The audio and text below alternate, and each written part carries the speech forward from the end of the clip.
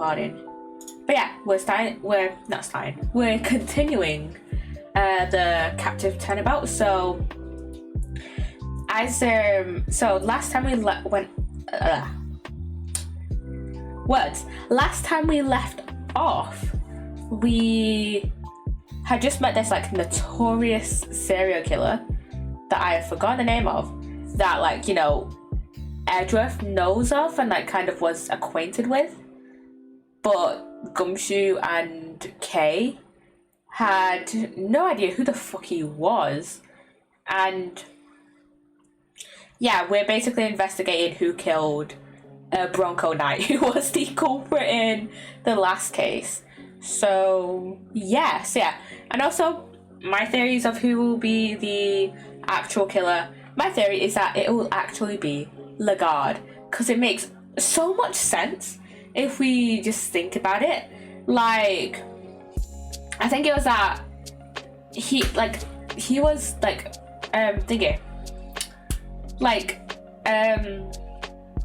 no one knew that Knight was in that workshop. Like, no one knew who was there. Like, and the thing is, it wasn't a problem with the sensors. Like, the only person who could have gone in there like undetected would have been either the guards or Frank Sowett. But with how this case is building up, and like the vibes I get from each character, I don't think that Frank Sowett killed him. Like, I think he was just genuinely like snooping around, I guess. I don't remember what exactly he was doing. Like, I remember he said he was doing like grooming dogs and shit, and like styling dogs, but like animals, but I don't think that was actually the truth of what he was doing at the time. But yeah, his bracelet was broken. But yeah, I don't think that Frank Sawyer actually did it. Like, it doesn't seem like they're setting up to have Frank Sawyer be the killer. Like, I feel like that would have been slightly more obvious. I mean, granted, it was he was missing a glove. He was missing a glove, and those gloves are always meant to be like either with the inmates or in their cells. So, but I don't think it's been like tested, or like the inside of the glove hasn't been like fingerprinted. So we don't know if it was actually Frank's or not. Like, it could have as easily been put there by Lagarde. Like, it could have just been taken out of could have just been easily taken out of Knight's like cell if he had a pair. So like, it could have just been taken out of like a random cellmate's like inmate cell. So I'm still 100% putting my bets onto Lagarde. But yeah, anyways, chat. Oh, come on, hurry up. There we go. Let's get into the captive turnabout. We were investigating this holding cell, and we were talking to Kay. Let's just reread through what they were talking about. So this is Knight's cell. When do you think he was brought in, Mr. Edgeworth? It would have to have been the evening of the 25th, just after the events at the lake, because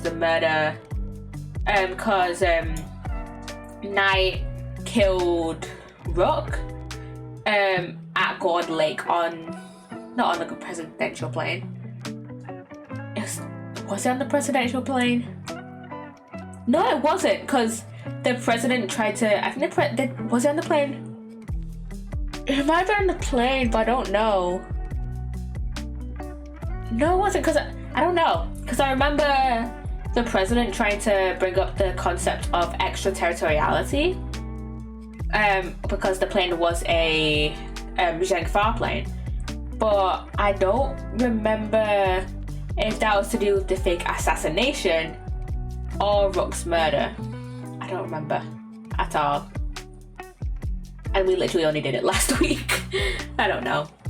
And then at some point he wound up in the prison proper. But how? Because literally this case takes place like 2 days, like 2 or 3 days after the last case.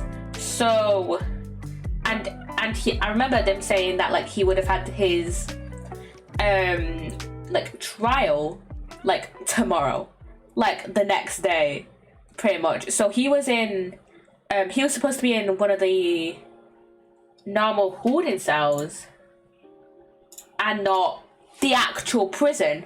And he was supposed to be in the holding cell until he was found guilty, basically. But of course he couldn't be found guilty if he's dead, you know. There must be some evidence here that will point us in the right direction. Alright, let's get looking, Mr. Edgeworth. And oh yeah, this is one thing that also points me towards Lagarde killing him rather than Frank. Because Frank wouldn't have been able to, you know, go out of the prison proper and into the holding cells, kill Knight, and then bring him back, or bring Knight into the prison proper and then kill him. Like that, like he would have been spotted. He would have been spotted and apprehended by one of the guards, but with Lagarde, it would be probably normal, or at least kind of expected, or like it wouldn't be unusual. I'm not saying it would be it wouldn't be unusual for, you know, what is she? She's the what is her role in this? What is her job title? Warden. She's the prison warden, so it wouldn't be unusual for her to bring in someone from the holding cells into the prison proper. Like, it might not be like normal per se, but like no one would probably find anything weird about the warden of a prison bringing a inmate from the holding cells into the prison proper, cause the prison proper is connected to like one of the police stations. So yeah. Okay, let's get investigating. Reflecting in the mirror is a security camera, a great thief's greatest enemy. Nothing about this place is thief friendly, if I'm being honest. I think that might be entirely deliberate, okay? God! I'd like you to retrieve the footage from the security camera and review it as carefully as you can. If you see anything out of the ordinary, inform me immediately. Yes, sir. Okay, he's now gone. I don't think... Yeah, we're not meant to go yet. We're literally just like there.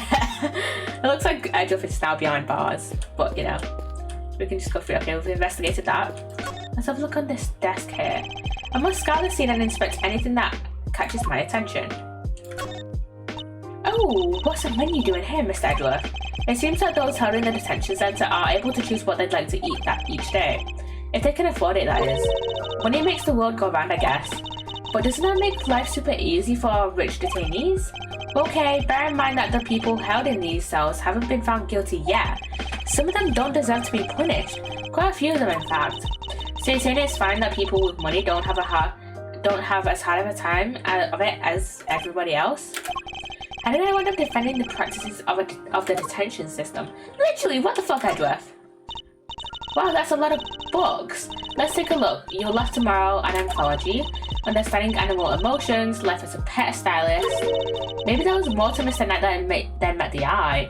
Yeah, and it would have probably been reasonable to assume that he had some, like a pair of gloves in his cell, like I was saying earlier, that maybe the guy took like his gloves, like one of his gloves from his cell, and then planted it on the scene for, like, so that another inmate may be found guilty. Like, maybe she knew about Frank's broken bracelet, didn't do anything, and it was like, this is the perfect opportunity to push the blame onto Frank Sawit and, make her look completely unsuspicious. And it always feels weird when my playlist is switching songs and it's like completely quiet. Sadly, I don't think these were his. They were likely specially selected and placed there for the detainees, with the hope that they would want to better help themselves during their time here. A second chance at life, interviews with a former prisoner. These books appear to have been written by current model prisoners and former inmates. Ooh, I like to look at this one. 200 Days to Freedom, an escape story. This one too, making money while serving time. This facility may have more deeply rooted problems than I thought. Yeah, probably. Hey, look at this weird piece of paper. There's some sort of grid on it. Let's take a closer look. What the fuck is this? What the fuck is this? Next, move bishop to g2. That's bishop. Move to g2. The grid appears to be a chess diagram. The victims, I suppose. What's a chess diagram? A visual representation of a game of chess. See how the locations of all the pieces are marked? This seems to be a closely fought contest, but perhaps if this pawn wanted it. No way. No, Mr. Edgeworth, this is no time to be playing games. Yes, I suppose you're right. This isn't the first time I've seen this configuration of pieces. It was from a different perspective, but it was definitely the same game. Perhaps it would be wise to take another look at the evidence in my possession. Wait a minute. Didn't Simeon talk about the chessboard? Oh wait, no, it was Canis was talking about the chessboard. Also seems to be engaged in correspondent chess via postal mail. Maybe it was this one? I don't know shit about chess. I don't know what the piece is. I don't know which piece is called which. So yeah, so I was maybe thinking, oh, Simeon mentioned a chessboard. Maybe he was in, because I remember them talking with someone about a like postal game of chess, right? And I was thinking, oh, Simeon mentioned the chessboard. Maybe it was him that was in correspondent with Knight. But no, now I remember that Simeon gave Knight the chessboard, and Canis was the one that mentioned having postal chess. This chess game, I've seen it before. Enough with the chess chat, Mr. Edgeworth. We're supposed to be investigating here. Focus. I am investigating. This particular bit of chess chat could prove to be vital. Now, take a look at this. Can you tell me what it is? It's the chess set we saw in Mr. Canis' cell. But I don't really know the rules of chess, so the rules of the game are not important here. What is important are the position of the pieces. Compare the ones in Mr. Canis' cell with these. Do you notice anything? I don't know which piece is which or anything, but if you turn the diagram like this, there are pieces in the same square. Indeed, there's no dog on the diagram, but that's to be expected. Apart from that, however, the positions of the pieces are identical. And what does that tell us? Oh, I have my correspondence. Knight was in correspondence with Canis. As unlikely as it might seem, that's supposed to be may seem. I feel like every so often we'll see like a spelling error in these games. Like I remember us seeing a spelling error. Was it last case? But now we found one in this case. But yeah, every so often a spelling error in Ace Attorney will crop up, and I'll be thinking, how the fuck did that get published? Did that get put in the game? Cause like there's it's just a silly spelling error. Like it's supposed to be May instead of Mai, and it's supposed to have an A in between that. Mr. Canis' chess opponent was Mr. Knight. This could be just a proof we need to show that Mr. Canis had a connection to the victim. Okay, Do we need to examine any more of this? Our deduce thing has gone, but our deduce thing has gone, so we don't need to examine anything else. I don't think of that. I don't think, anyways. Yeah, I don't think so. What else? A standard barred window. No signs of it having being tampered with. I don't think there's any chance our killer escaped through here. Aha! Must remember to bring something to saw through iron bars with. As they say, fail to prepare, prepare to fail. Glad I got the chance to scope this place out. Okay, we're investigating a crime scene, not preparing for your eventual escape. Yeah, exactly, Kay. The bowl is nice and spotless. There are no signs that the toilet paper has been used. Everything seems to be in order with this toilet here. What, are you serious? Why? What's wrong? There's no door, there's not even a curtain. Whoever designed this place should have thought a little more about the people who have to live here. Then there might be a reason behind the open plan layout, so that prisoners aren't like hiding weapons and shit behind here. I must scour the scene and inspect anything that catches my attention. We've got Knight's jacket there. This must be Knight's suit jacket. So I've been doing some research on my own. Oh, and what have you discovered? I've discovered that guy who looks good. that guys who look good in suits tend to be popular with the ladies. But Edriff isn't. But don't worry, guys with frilly neck ruffles are next on my research list. Please stop. Why is that newspaper ripped? Didn't even realize that a moment ago. Hey look, this newspaper's got a chunk of it missing. You're right, a few of its pages have been roughly torn out. Okay, but why?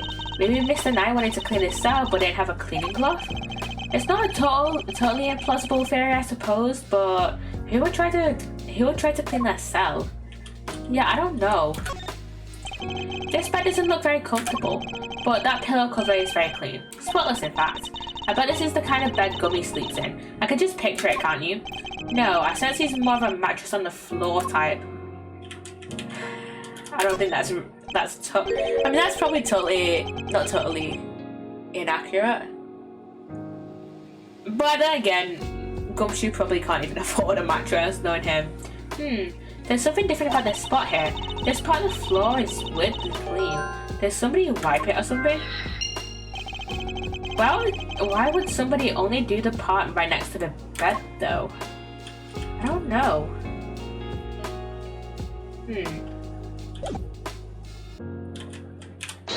Let's go to logic mode. Maybe the torn newspaper and wet floor are related somehow? Okay, yeah, that's right. How is it connected, though? This part of the floor has been wiped clean. Maybe he spilled some grape juice? Who knows, but we can certainly imagine what he used to do the wiping. The torn out pages of that newspaper. Why wouldn't he just ask a guard for a cloth or something though? Perhaps he didn't want anyone to see what he was wiping up. Oh shit. Investigation complete. I think we've about exhausted the cell. Yeah, pretty much. We've made significant progress by establishing connection between Mr. Canis and the victim. This is bad, sir. Is that the guard? The security camera footage, sir. I watched it and what is it? Can you show it to us? Yes, sir. I have a small playback monitor with me. Then what are you waiting for? Let's see it. Oh my god, it's an animated one. Oh my god, it's an actually animated security footage. We haven't seen one of those in a while.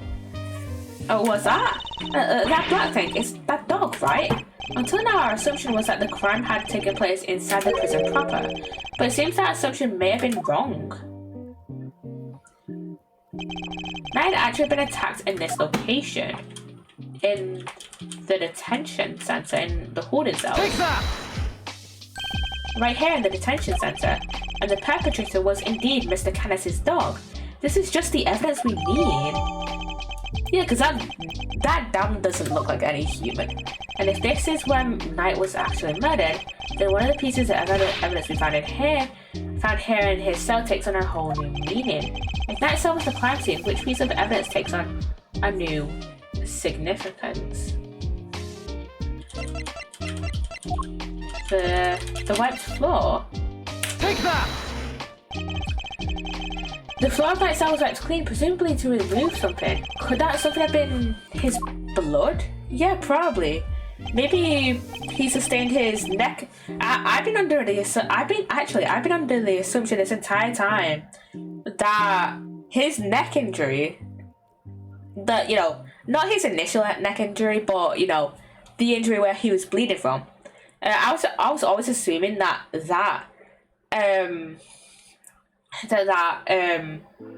like was caused, like that injury happened after he was killed and like was like hurt in the leg or whatever and like stabbed in the leg, and that whoever did it used the neck injury to throw people off of what actually killed him.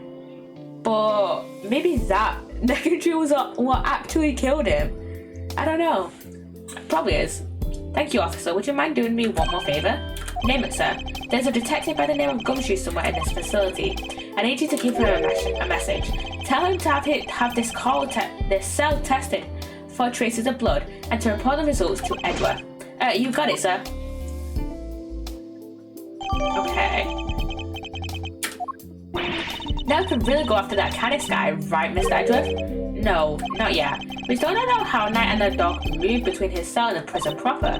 Yeah, like Canis is in solitary confinement. Like, I still have a very strong suspicion that the guard is like one of the ones that was like a very big player in this whole murder. Like, she may not have necessarily killed Knight, but she may have let Canis out of his cell to then kill Knight. Right, so that's what we need to figure out next. What's the play, coach? Where are we off to? I suspect one of the guards might know something. We should ask those posters nearby and see what they have to tell us. Okay, we're back in the corridor now.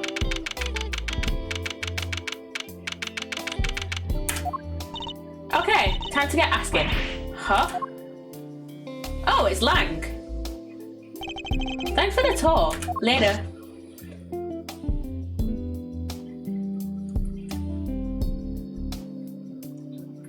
Okay, what's he up to? Well, Mr. Prosecutor and his little friend. I didn't expect to run into you here. Must be my lucky day. This is Agent Shilong Lang of Interpol. Wait, why is he here? He's an international agent. He's from Interpol. Like, why is he? Shouldn't he be investigating international cases? And thank you, Skibby Psssttt for the raid. Hello, welcome on in. How are you doing? How was your stream? How was it? How was it?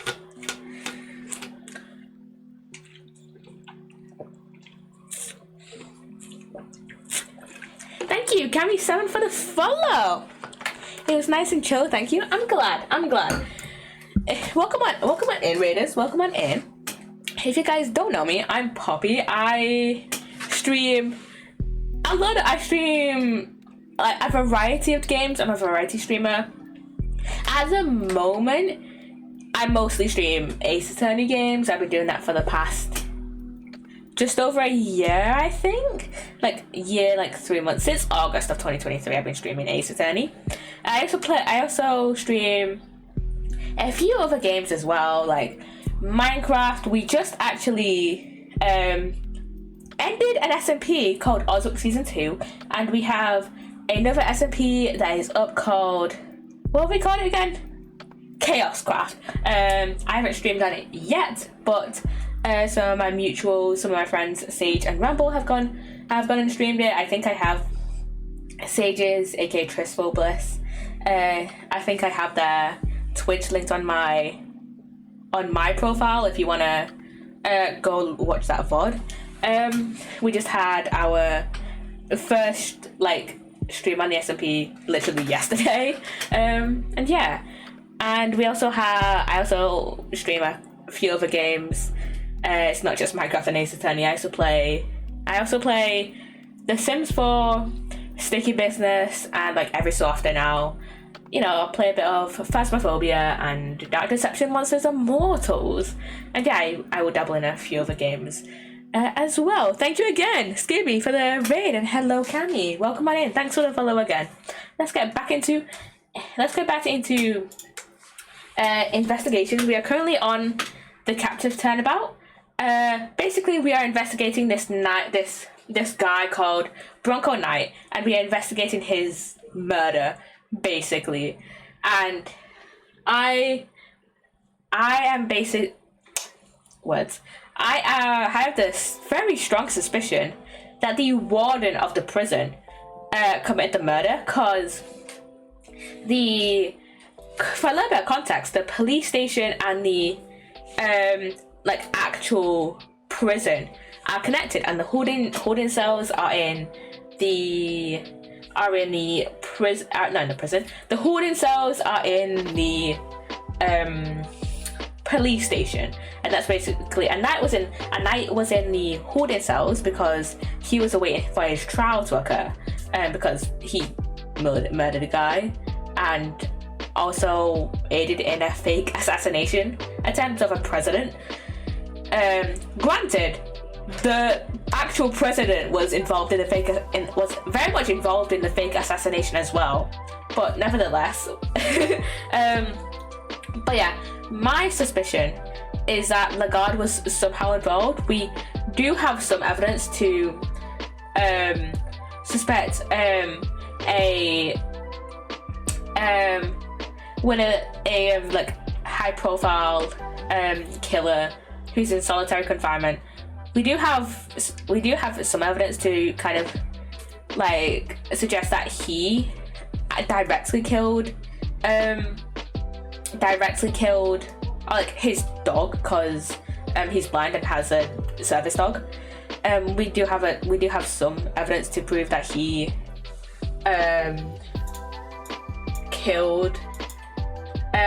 actually killed Knight.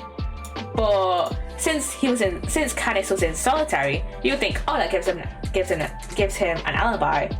But my suspicion is that they're gonna go down the route of Lagarde having let Canis out of his cell, let him out of the prison proper, maybe at night or maybe around the time when maybe on a shift swap where there wouldn't be too many guards around, and or she had some guards in on her plan. I'm having the suspicion that Lagarde let Canis out of his cell to go and out of the prison proper to go and then murder Knight. But we'll see. That is just a suspicion I have. I don't know if it's actually true. We're only about halfway through the case so far. So yeah, we will see when we finish this case. I'm hoping to try and finish it today, but if not, I'm going to try and finish it next week and then start whatever the next case is. He was in charge of a case I worked on 2 weeks back. I thought he had gone home to Zhengfa after that, but here he is. You had some business to take care of, I take it, Agent Lang. You could say that. Nothing that need concern you, though. First a black hound, now a wolf in all in black. Hey, wait, why are you all alone today? That's true. He's usually accompanied by an army of police officers. Oh, I was about to think, oh, why is he not with Sheena? I was thinking, oh, she must be talking about Sheena, but she knows that Sheena was arrested. But yeah, I forgot about the fact that he usually has police officers with him. I hear you were at it again a couple of days back, sticking your nose into things. A couple of days back? Ah, he means the incident with the president of Zhengfa. Oh yeah, those two cases are kind of interconnected. I keep forgetting that these two cases are interconnected, and I'm just made the realization this would mean that Interpol would most likely be involved, because it was to do with the murder.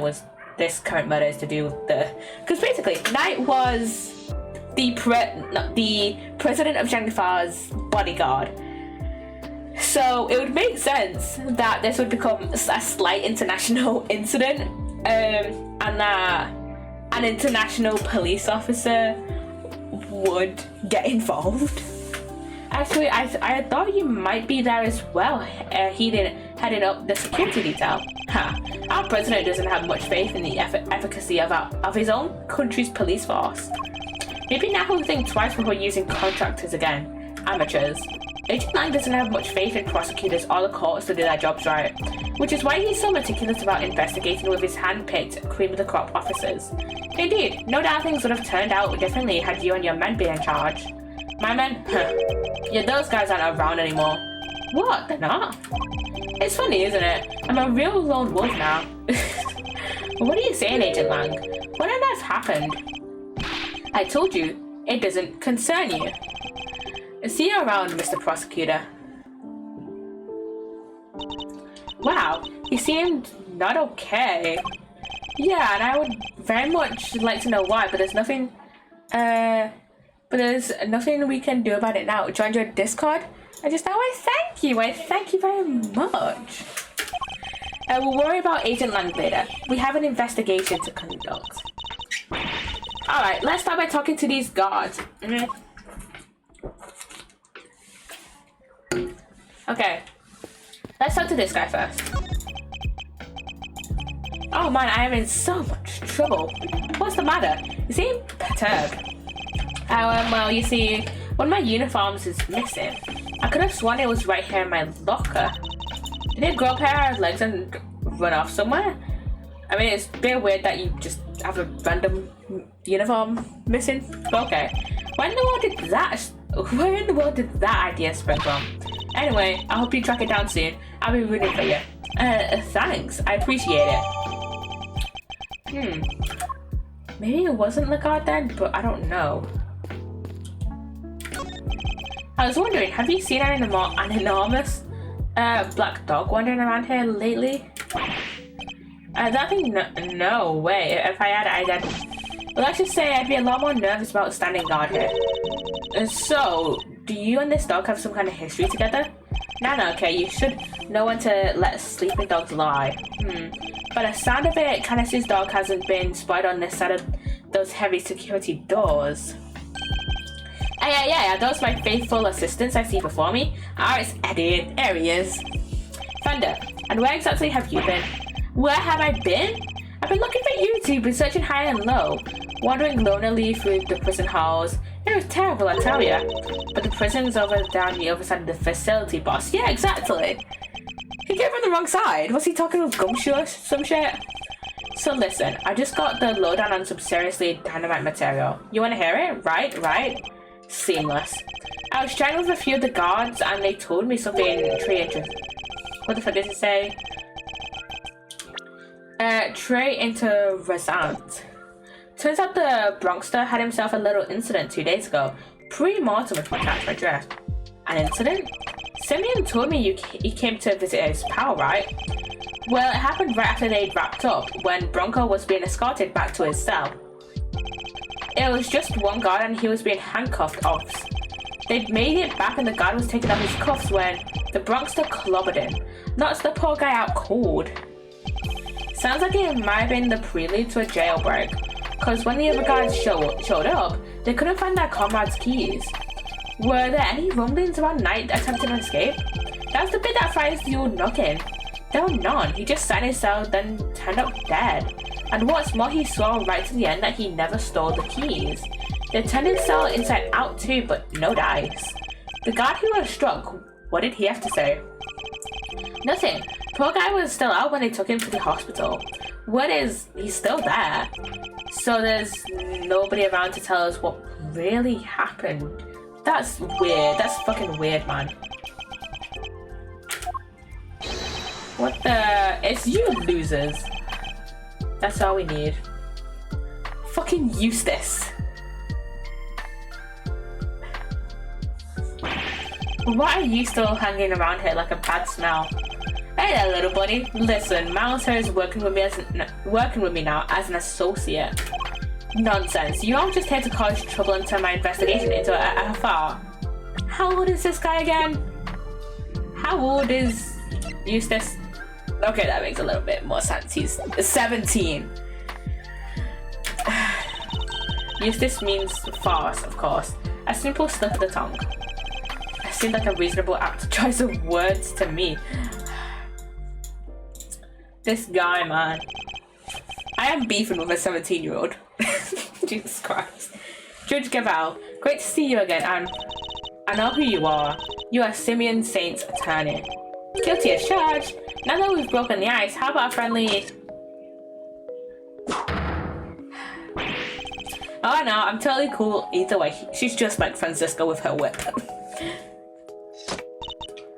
Now, did I hear you correctly that Mr. Edgeworth has joined the defense team? Yep, and me too. We're officially employees of Edgeworth and Co. But a prosecutor is a public servant. You would draw your sword on the goddess to work for personal gain? It's no problem if I'm not getting paid though, correct? Exactly, what you said. Miles here's just a volunteer. We're all about the pro bono stuff over at Edgeworth and Co. How wonderful. So you all work without reward? The goddess would surely approve. Yeah, I'm a regular philanthropist. Yeah, right. Judge Gabel, I was hoping to ask about the grounds for Simeon Saint's arrest. That information is on our need. Is that a challenge I hear? No, I was just asking Judge Gabel. I'm always ready for a little verbal combat to show you what it takes to be a real winner. This 17-year-old is beefing with a 25-year-old Edgeworth. Like, dude, chill the fuck out, man. How is it verbal combat if you won't let me speak? Still, this could prove useful. Oh yeah, we could get testimony out of him. Something. Fine, we'll do as you suggest. Now, if you could begin by telling us why Mr. State was arrested. There'll be no need for that. Eustace, we should... Not now, Gaval. Watch and wonder.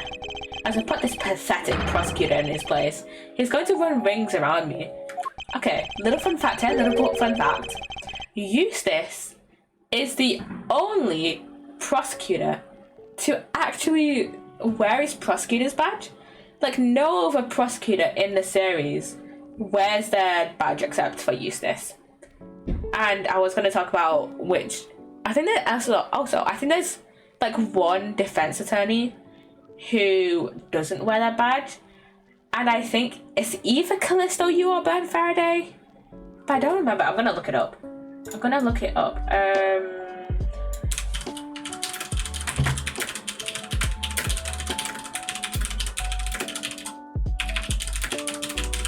Let me see.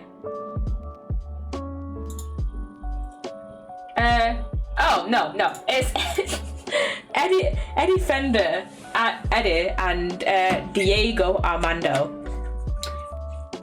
Those are the only two that don't wear their defense attorney badges. Thank you for the hydrate.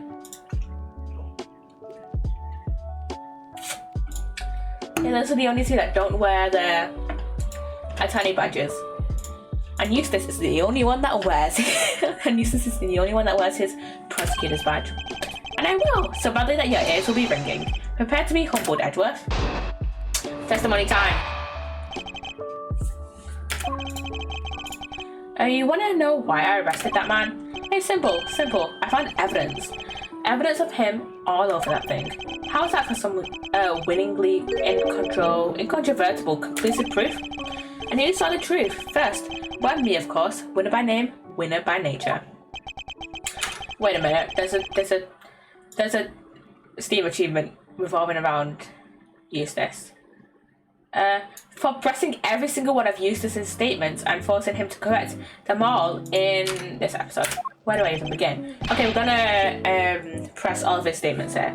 Look at you, utterly lost for words in the face of such mastery. I'll take your silence as yet another win. Honestly, does he ever shut up? You said that you're the one who arrested Mr. Saint. But do you even have the authority to do so, Mr. Winner? Well, obviously, it was the police who actually arrested him. But I told them to do it, so I think I can claim credit, don't you? Of course that's what he meant.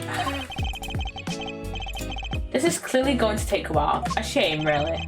Given that I'm much more interested in what Judge Gabel is silently thinking over there. You're literally much more interested in Gabel than this fucking child. I say that as if he isn't only 2 years younger than me. Hold it! I'm just checking, but you do know who it was you arrested, correct? Eh? Is this some kind of joke? Of course I know who I arrested. It was Simeon Saint. Good to know he remembers that much at least.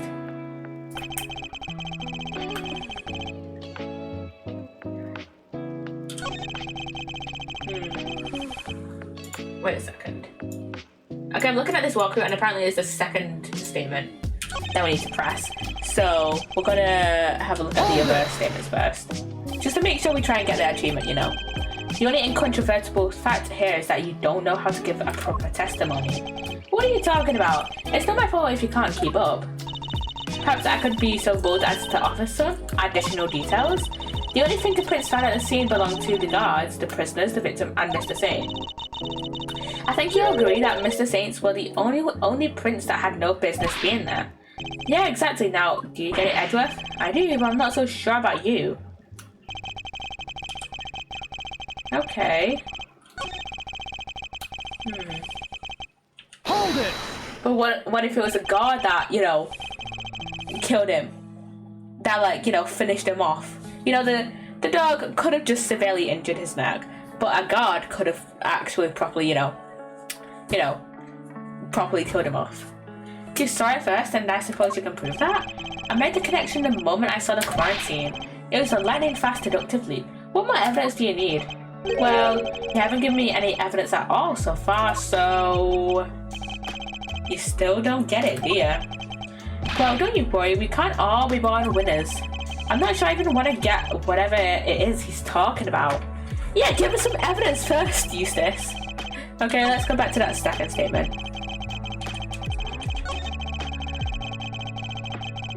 Hold it! Evidence of him was all over that thing?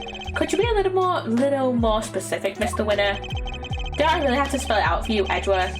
I'd hoped even you could put 2 and 2 together. Stop messing around. The onus is on you to provide a comprehensible testimony. Come now, Eustace. I'm sure Mr. Edgeworth and his friends would be very interested to learn how you cracked the case. They certainly look keen to hear about it. Fine, if you insist, I'll fill in the gaps. Brace yourselves, because this is going to blow your tiny little minds. I bet you didn't even know, but the victim had, wait for it, a chess set with him. Yeah, we knew that. And the chess set was covered in the fingerprints of a certain Mr. Simeon Saint. Yeah. That would make sense, since Simeon had given him the chess set. I'm sorry, how does this prove that he's a murderer again? How? Because they had met before. Simeon and Knight had met before. And Simeon, like in the visitors area place, and that was when Simeon gave Knight the chess set, so of course he would have his fingerprints on them. Eustace is missing some very vital context as to why the chess set had Simeon's fingerprints on them. Praise be to the goddess of justice for the insight she offers, and congratulations once again, Eustace. You would not object to Eustace amending his testimony, I trust, Mr. Edgeworth? No, by all means, please do. Oh, we just got that Steam achievement, so we don't need to press any more of his statements. Okay. Let's present the chess set.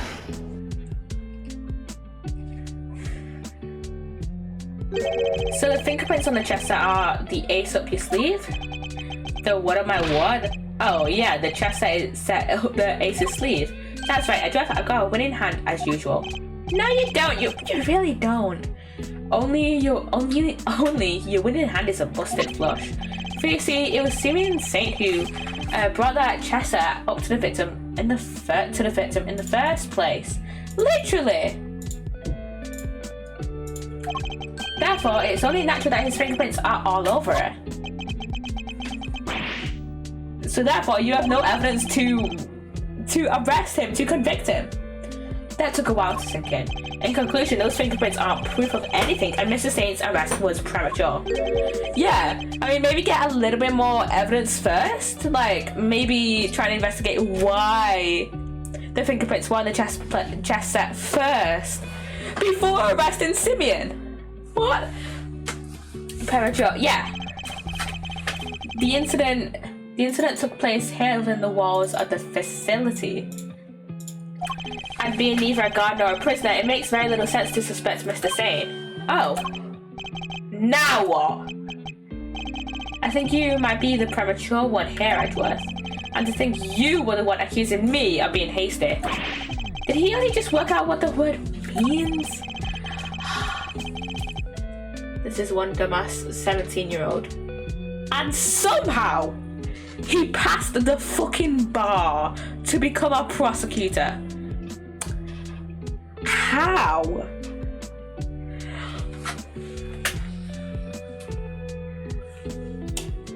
How? I don't understand this guy at all. Sure, I identified Mr. Saint as a suspect faster than pretty much anybody else, and I won the race when it came to picking out the crucial evidence too. I'm quick on the draw, you see. But hasty? Not all. Really? Because I don't think you would be way too fucking hasty with his arrest. You're right that Mr. Saint isn't a guard or a prisoner here, but he was. Eustace, Judge Gavel. Put out, Gavel. I have him right where I want him. Forgive me, Eustace, but if I may, while the particulars of the suspect are indeed fascinating, don't we have something a little more impressive to share with the prosecutor? Something more impressive? If you wouldn't mind, Mr. Edgeworth, Eustace made an ingenious deduction concerning the murder weapon. Perhaps you would like to hear it? Yes, of course, that well remembered, Gavel. Listen to this, Edgeworth. I'm prepared to be amazed. Objection! Really? Because I don't think we've been particularly amazed so far. With this ingenious deduction, explain why Mr. Saint was arrested. Please have one smart moment in your 17 years of life, Eustace. I don't know why I'm so hung up on the fact that he's 17. Let's just say you won't be disappointed. Judge Gavel deliberately diverted the conversation away from my line of questioning. What exactly is she up to? Fact 1. The murder weapon was some sort of metal blade. Okay. Fact 2. Potentially deadly blades are strictly controlled within the prison walls, as we both know. Yeah. From these two facts, I concluded that the weapon in the question must have come from outside. Okay. It must have been hidden inside the chest set, that's what I think anyway. And since the only prints we found on the chest set belonged to the victim and the suspect, I'd say it's blindingly obvious who brought the weapon in and used it, wouldn't you? But wouldn't the guards investigate the chest set for that precise reason of there potentially being a weapon inside the chest set? Like, I get it, the police in this series are fucking dumb, right? We have Gumshoe, who somehow became a detective and is still working as part of the police, despite the fact that he barely gets paid. And like, but like, wouldn't the guards at this prison like have had to, somehow investigated it? And wouldn't there be like metal detectors like on the way into prison or into the way in the police station even? Because he's not in a fucking thing. He's not in prison yet. He's in the holding cells. But whatever. No matter. Wouldn't my point still stands? Wouldn't there be metal detectors or some sort of guard checking it? The only way that I can think of a weapon getting into the holding cells would be if a guard put one through, going through, because the guards can turn off the sensors. So I assume that they maybe can do something with the metal detectors as well. So my point still stands. And my webcam is being kind of dodgy. So yeah. Oh, fuck's sake. It is not turning back on. Great. Great, I moved the wire just one small little bit. This is what happens when you buy a 15 quid webcam off Amazon. If nothing else, his testimony this time is a little more comprehensible than the last. He stated obvious facts. How is that comprehensible? Another winning deduction brought to you by one winner Eustace, prosecutor extraordinaire. Yeah, right. More like one winner useless prosecutor extraordinaire, if you ask me. He's not really an extraordinaire. He's just kind of mediocre. Oh, what the fuck? What the fuck? Can my webcam chill out for 2 fucking seconds, please? Why does it keep unplugging itself?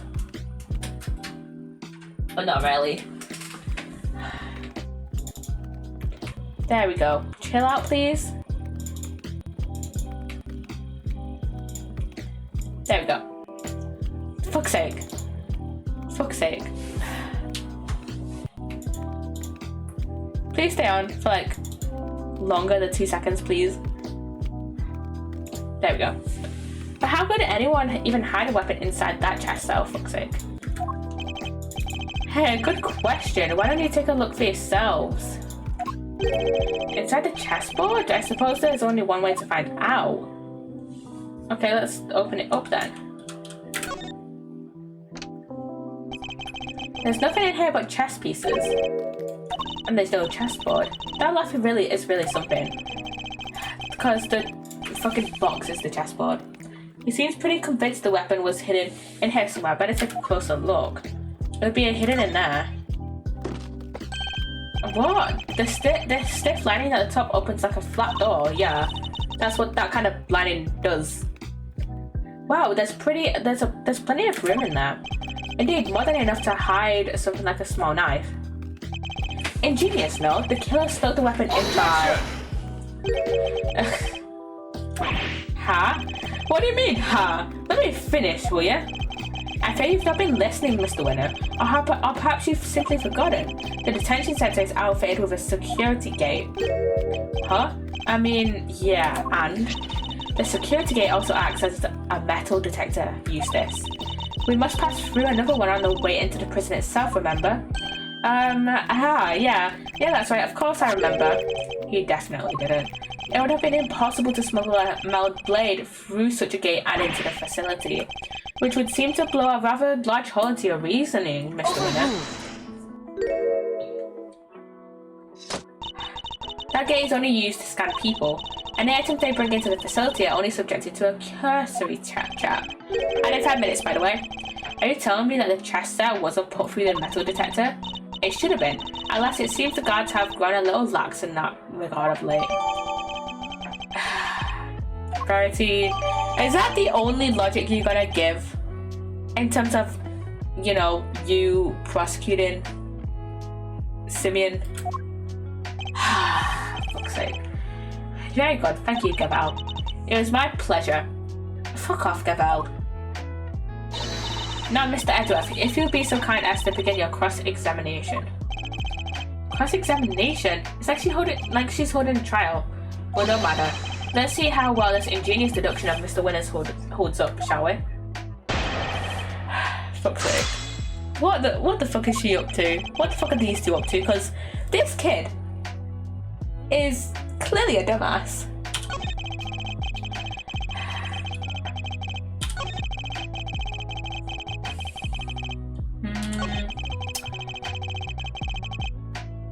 No, I doubt that. But no murder weapon was found at the crime scene and there's nothing inside the chessboard either. I'm curious, Mr. Winner. You also have thoughts about where this weapon might be? Well, the perpetrator must have hidden it somewhere in the prison. Is there a problem with his claim? Yeah, there is a problem. They hid it somewhere inside the prison? That seems unlikely, yeah. In fact, I can prove that's not the case. What evidence suggests that the murder weapon isn't hiding somewhere in the prison? Okay, let's have a look through our evidence. Prison search. Yeah, you two literally searched the entire prison for the murder weapon, but you couldn't find fucking anything! Take that! I find it funny that I make my heart go kind of high-pitched. Like that. I'm starting to worry about your memory, Mr. Winner. Didn't you and the good judge search the prison with Warden Lagarde? And then you failed to find the likely murder weapon? Kinda deserved. Oh yeah, but I guess we just missed it, that's all. Wow, way to undermine yourself. You're saying your search wasn't entirely thorough? You, the so-called winning rookie? Stop making fun of me! No, it's kind of deserved. Eustace? Calm yourself. Breathe deeply. Do not allow your opponent to get under your skin. No! Let us get under your skin. I am here solely to annoy the shit out of Eustace. Because I find it funny. You're right. I'm a winner. Why should I let a third-rate loser like Edgeworthlessness here get under my skin? I'll thank you to leave my name out of this. Well, I'm Kate Faraday, and I'm A-okay. Now you two, please. Oh my god, she's just like Apollo with the I'm Apollo Justice and I'm fine stick. You know? Look, it's simple. Since my first-rate investigation didn't turn up any weapon, it means I wasn't one to find, which leaves only one possibility. The murderer took the weapon with him when he left the prison. That's why we couldn't find it when we looked. Obviously. But what are you proposing? What you are proposing is impossible, and this proves why the culprit couldn't possibly have taken the weapon out of the prison with them. The fucking security gates. Take that! More memory troubles, Mr. Winner. Now you're forgetting things you yourself said. Are you making fun of me again? I am. I will make fun of Eustace all the time. Oh, so you remember what I said? But perhaps you might have been better served by remembering this. Oh, what's that? Wait, does he seriously not remember? It would certainly seem that way. There's a security gate at each of the entrances to the detention center and the prison proper. Coming from the prison, anyone leaving the facility would have had to have passed through both of them. Two gates, both fitted with metal detectors. Oh wait, now I remember. Looks like he got his memory back. So as you can see, there's no way anyone could have taken a weapon out through both gates. And therefore, there's no way the murder weapon could have left the building. In which case, Mr. Edgeworth, perhaps you would care to tell us where you think the murder weapon might be? It is still here on the premises. That's the only plausible conclusion to be drawn. Why is my webcam so stupid? I hate my webcam. Well, we searched the prison from top to bottom, and we couldn't find anything. Because you were never going to find anything to begin with. Not when you were laboring under the misconception that it's a blade you were looking for. Yeah, we know the truth about what happened to Mr. Knight. We've seen it with our own eyes. That is quite a claim. I assume you have the evidence to support it. What is the weapon that was used to commit the crime? Take a look at this, Judge Cavell, and this weapon used in the case will become clear, and the ad is in progress, so I shall repeat that.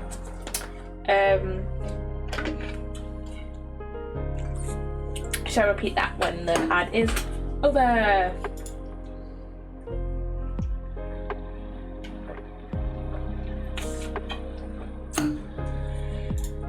Okay.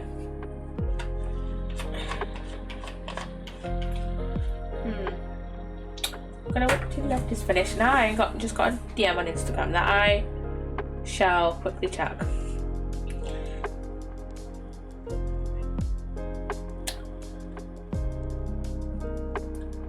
And it's a fucking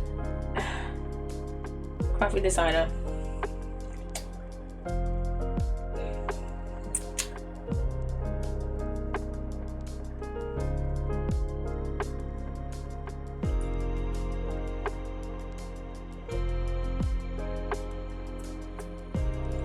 Okay, one thing that is very much annoying when you post that you're a streamer on social media. This is more a problem with Twitter than with Instagram because I don't really get these messages on Instagram. Where the fuck is my moisturizer? Where the fuck did it go? There it is. Is that you'll just have like graphic designers flooding your DMs, and all of them have the exact same like art style, or at least suspiciously similar. And I'm just like, yeah, I've seen this art style like 20 times before. And like, so I just ignore them because they're like fucking scammers or like bot accounts. So I'm just like, yeah, no, fuck off. I mean, is there probably actual graphic designers that have messaged me? Probably, yeah.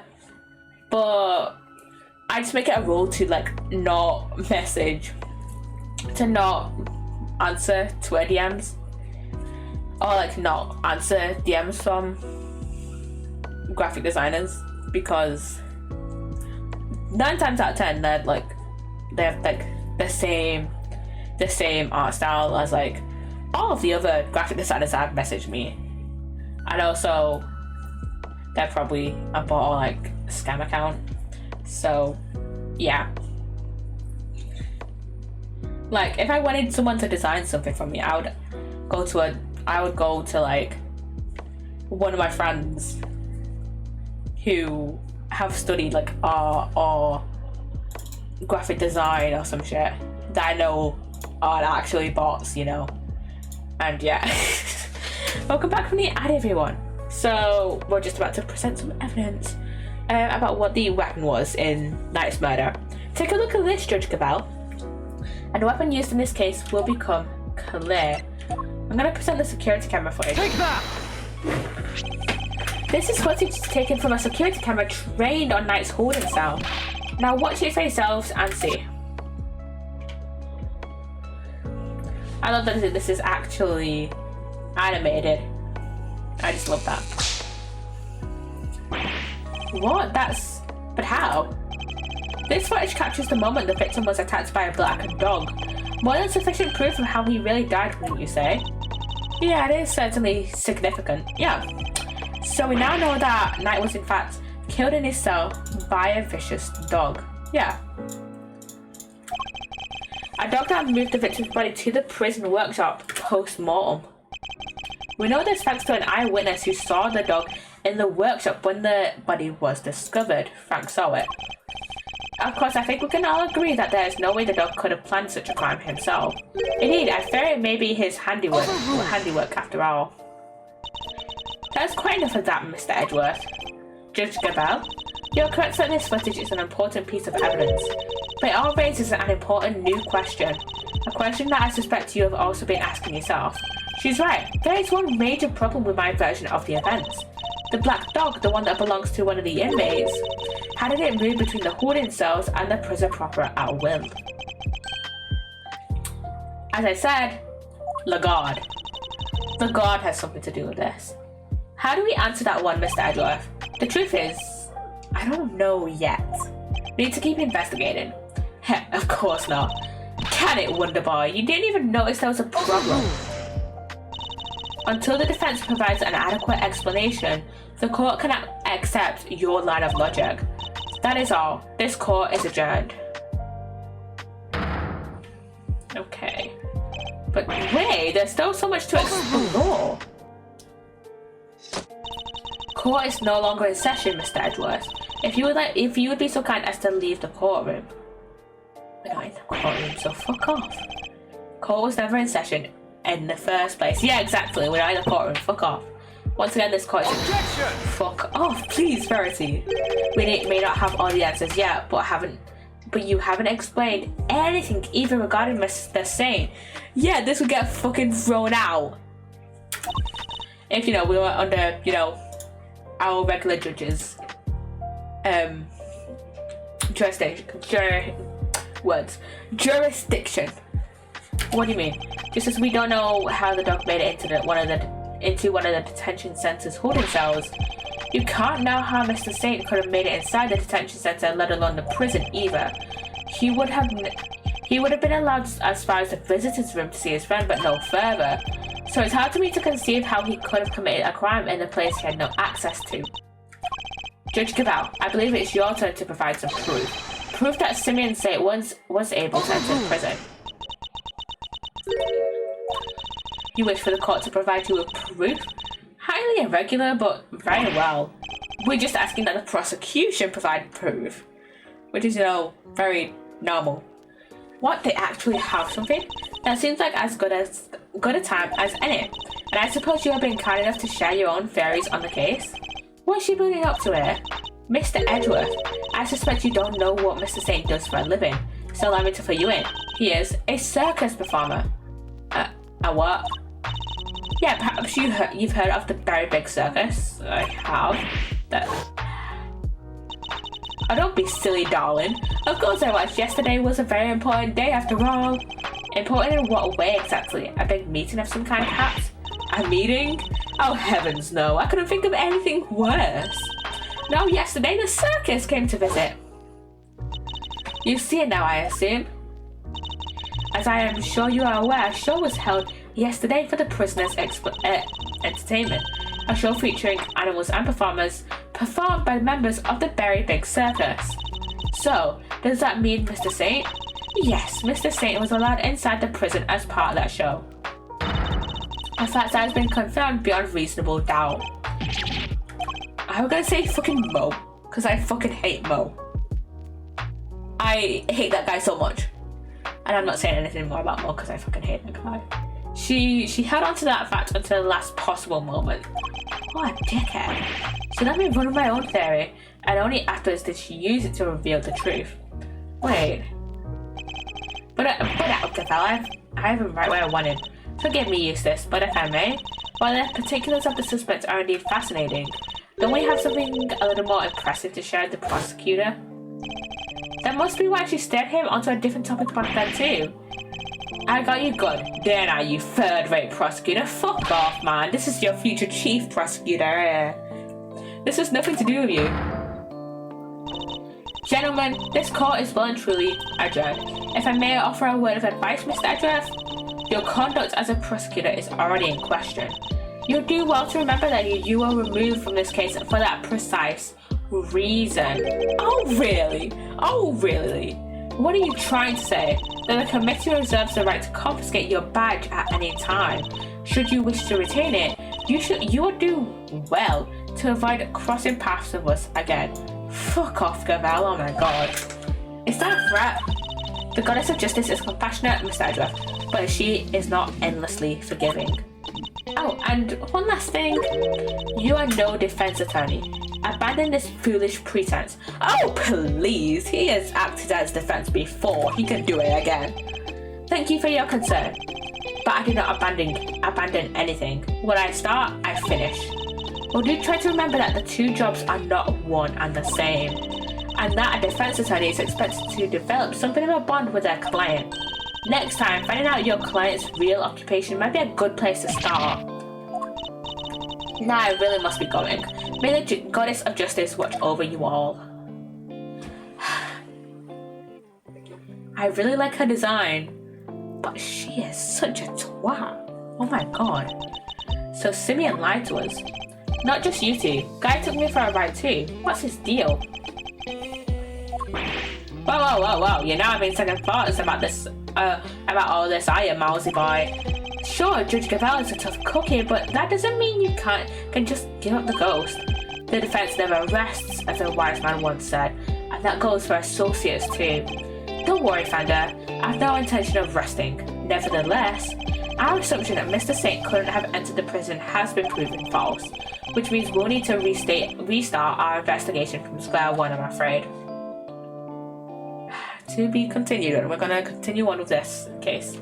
Save our progress. Save right there. Let's save some. And there's Simeon. We're here to talk to you about, the Very Big Circus, perhaps.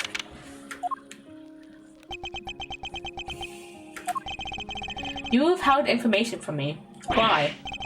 I didn't withhold anything. Or at least, I didn't mean to. Okay, so you are a member of the Very Big Circus, right? No, I mean, yes, but no. I'm not really a member, I'm still new. That's irrelevant, you're still a member. Yeah. Well. Let's try this again. Why didn't you tell us? Because it would have looked so suspicious. Me being a performer in the circus show, and me being friends with Bronco. I thought that if anyone found out, nobody would believe I was innocent. Not even you, Kay. The fact that he not lied, but like withheld the information that he works for the Very Big Circus is more suspicious than him working at the Very Big Circus itself, though. I thought I made it clear that I believed in you, but when you stare at me like that, you're so terrified. You're a real smooth operator, aren't you, Miles? Any other client scaring tips you want to share? You're really not helping, Fender. And at this rate, it sounds like we really will need to question him about everything all over again. So, what do you do at the circus, Simeon? I'm an animal tamer. Kind of. I'm still learning the ropes. That's so cool. Do you get to train lions and tigers and bears and stuff? Lions, tigers, bears? Oh my, no. I work with this little guy. Money the monkey? Looks pretty tame already to me. No, he's not that fucking tame, I tell you that. So you're not exactly a tamer, more like one of those old-timey organ grinders? Not now, Money. I'm trying to... Oh, you little scamp.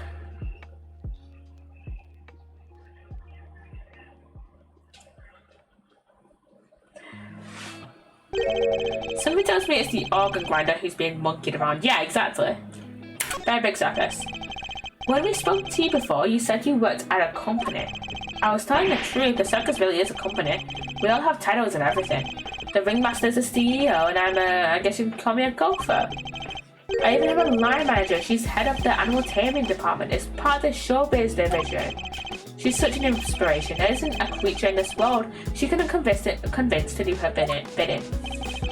Even Miles here? I'd like to see somebody whip him into shape. I am not some kind of creature, Fender. So this line manager, was she working with you on the show? Yeah, it was just us two. It wasn't all that big of a job compared to what we normally do. She's usually the one performing on stage. I just do all the monkey work. But I did have a bit part this time. Big part. So only 2 members of the circus are relevant to this case. Alright, talk me through your movements here at the facility. Sure, I came to see Bronco around noon 2 days ago. And that was when you brought him the chess set? Yeah, and that same evening I started working on setting up the stage in the yard. It was so hard, I had to haul everything in by myself over multiple trips. They let us use one of the rooms in the prison for storage, Workshop A, I think. So no inmates would have been in Workshop A. Workshop A, where Knight's body was found. You mean your boss didn't help you? Oh no, I could never ask her to schlep all that stuff around. Like I said, the monkeys were my job. Wait, what? The monkey works my job.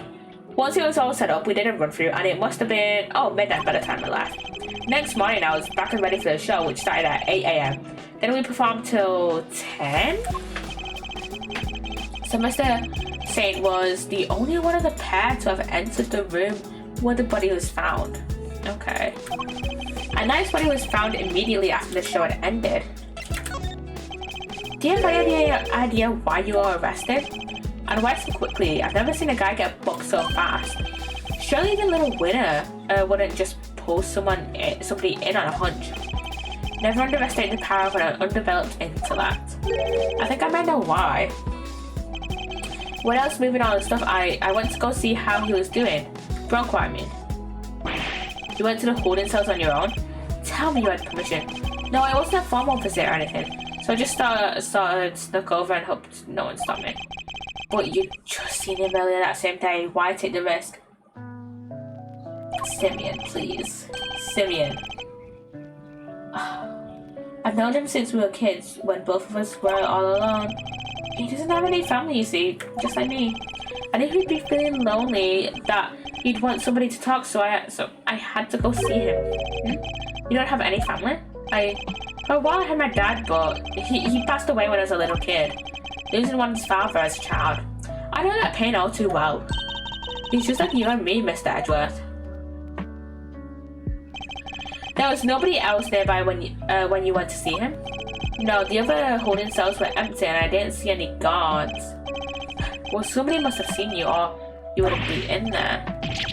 Oh no. I messed up so bad, didn't I?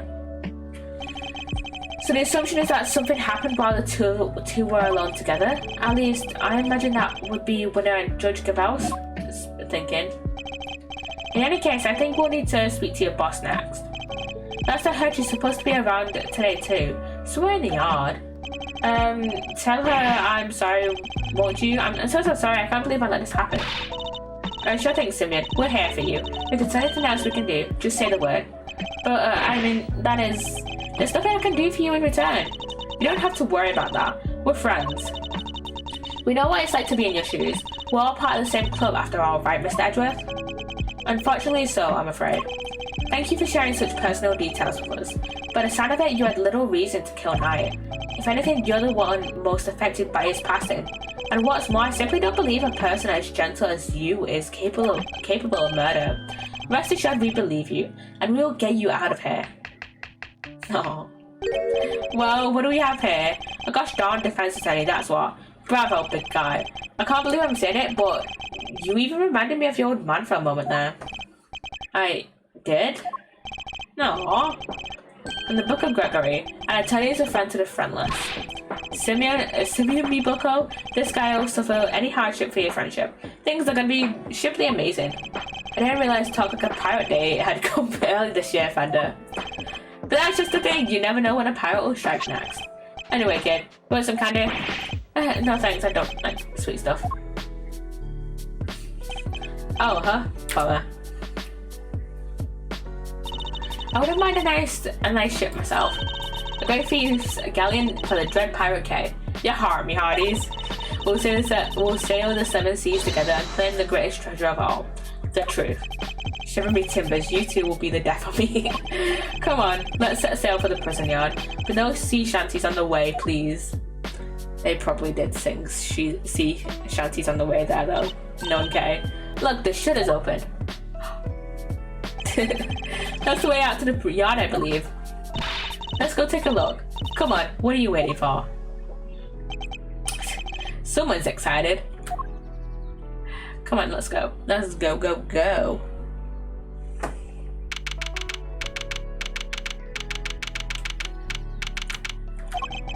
So this is the famous yard. The circus performance was taken place here just before the body was discovered. Check it out, it's like the backdrop to some epic festival.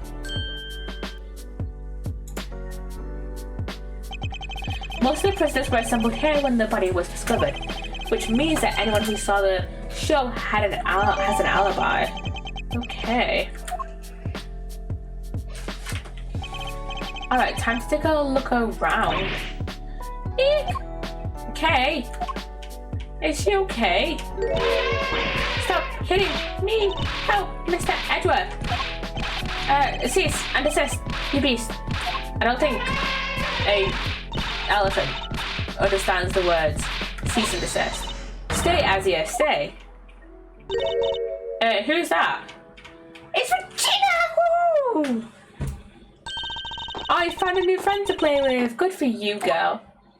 Play with your elephant nearly ate me. No way, you never do a thing like that. Azia doesn't even bite, at least not very often. What do you mean, not very often? So she does have a taste for human flesh. How did you meet in a real life elephant up close? Aren't you glad you did? Yeah, glad I didn't die. But you did have fun, right? Right? There, that's sweetie, don't cry. She had a wonderful time, didn't you, Kay? Don't mislead the poor girl, Fender. She did. Oh, I'm so happy. Here, let me make it up to you. How about a hug? Keep your trunk to yourself. Oh, another new friend. Isn't this just the best day ever? I am Associate Defense Attorney Miles Edgeworth. Oh my gosh, I'm so sorry, I haven't even introduced myself. I'm Regina. It's so nice to meet you. I'm Kay, Great Thief Extraordinaire and Mr. Associate Defense Attorney's Great Associate. This self-introduction brought to you by the word convoluted. And your elephant's newest friend is Mr. Fender, the Defense Attorney. Oh, she's not just any elephant. That's Azia, the Asian elephant. Azia stopped the second you told her to. You really have a way with animals, Regina. Well, I don't be so much of an I wouldn't be much of an animal tamer if I didn't. What? So you're Simeon's boss? That's right, Regina Barrett, Regina Barrett, head of the animal taming department, showbiz division, very big circus. It's so lovely to meet you all. The pleasure's all ours, mademoiselle. Name's Eddie Fender. I'm a bit of an ace attorney. Reference. So much for whipping me into shape. Yeah, she's perfect. What are you muttering to yourself about, Kay? That positivity, that charisma, that energy. Regina, you'd make a perfect partner in crime for the great thief Yatagarasu. Great thief? That sounds like fun. My animals and I have stolen the spotlight quite a bit in our time. That's the one thing we don't want to steal. Gotta keep on the down low. Oh, stuffy ninja leg. But what's the fun without a show? The down low sounds like it might get me down. But I think we've got a fundamental difference of opinion going on here. It would indeed appear that negotiations have broken down. Maybe next time, Kay. Well, Mr. Edgeworth, let's get cracking. Too bad we can't see much of what's beyond that metal fence, though. Indeed, and we're in a sore need of information in addition to evidence. Therefore, we should make an effort to talk with any persons of interest as well. Wait, what do you mean we can't see shit? Danger! High voltage! Never saw one of these in real life. Hey, that must be the fabulous garden outside the warden's office over there. Ah, yeah, one on the guard mentioned being able to see it from a window on the detention center side. Wish this dumb barbed metal fence wasn't in their way, though. I thought it was all one big yard. Given how protected the warden seemed of her little bit of earth, I imagine it's to keep riffraff like us out. Yeah, probably. Let's talk to Regina. If you're the head of the animal taming department, you must be Mr. Saint's boss. That's right, my dad founded a very big circus. But he passed away. He was murdered. I'm sorry to hear that. But we have a new ringmaster now, and he's made the circus bigger and better than ever. He's such a nice man, and he was a good friend of my dad's too. Well, that's great. Lucky you. I know, right? It was his idea to set up departments like animal taming, magic, and ventriloquy. Only animal taming and ventriloquy have more than one person right now. But the very big circus is getting bigger and better day by day. Sounds like you guys are really going places. They're getting on well. I'll leave them to it. Can you tell me about the show? Oh, it's a wonderful thing. It even has a story. And not just any story, it's a love story. Isn't that dreamy? Sounds like a regular riot. So who's the star of the show? Let me guess. You? No, silly. That'd be Azia. And she falls in love with none other than Regent the Tiger. It's a heart-rending saga of forbidden interspecies romance. Whoa, now I've heard of odd couples, but that takes the biscuit. And that's not all, there's a love triangle too. It's so romantic. That sounds pretty incredible, huh, Mr. Edgeworth? So the elephant is the heroine? I suppose it's the first time for everything. And who's the third wheel? Oh, that would be the big old lady who tries to tear out star-crossed lovers apart. Ooh, what animal do you think it is, Mr. Edgeworth? Given that it's a circus, perhaps a lion? I think a raven would be cool, like the Yatakarazu. Nope, it's a sneaky monkey. That's certainly lowered the stakes. Oh, you mean Money, right? Nope, again, the role of the monkey is played by Simeon. Money's far too small to play against Asia and Region, silly.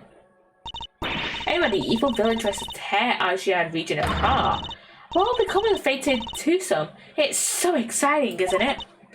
Wow, it sure is. So Mr. Simeon was more than just a little helper he claims to be. Poor Simeon. It'd be terrible if he couldn't perform with us anymore. Can you tell me about how you set up things for the performance? Oh, that's not really my area. Simeon took care of all the lifting and carrying. He's such a sweetie. He had to do everything by telling me to concentrate on the show. I didn't see him doing something near that well, though. I recall seeing one behind the stage. I should examine it in more detail. You should have seen him moving those huge cases all around by himself. He's a total hero. Yeah, sounds like something he would do. Weeping all the while. He was going back and forth between the yard here and some sort of workshop with all the equipment. The prison gave us special permission to use it for storage. But he was the only one who went down there, so I don't know much more than that. The workshop must be the one where Knight's body was found. I guess this confirms that Mr. Saint was the only performer to have gone into Workshop A. Well, this sucks. All we're getting is information that works against us.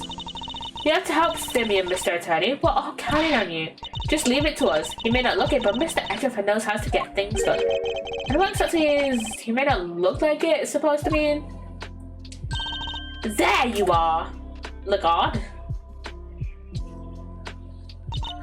Regina Cupcake. Oh, what in Lagarde? I've been simply dying to sit you down for a chat, you exquisite little thing. Let's talk to Lagarde.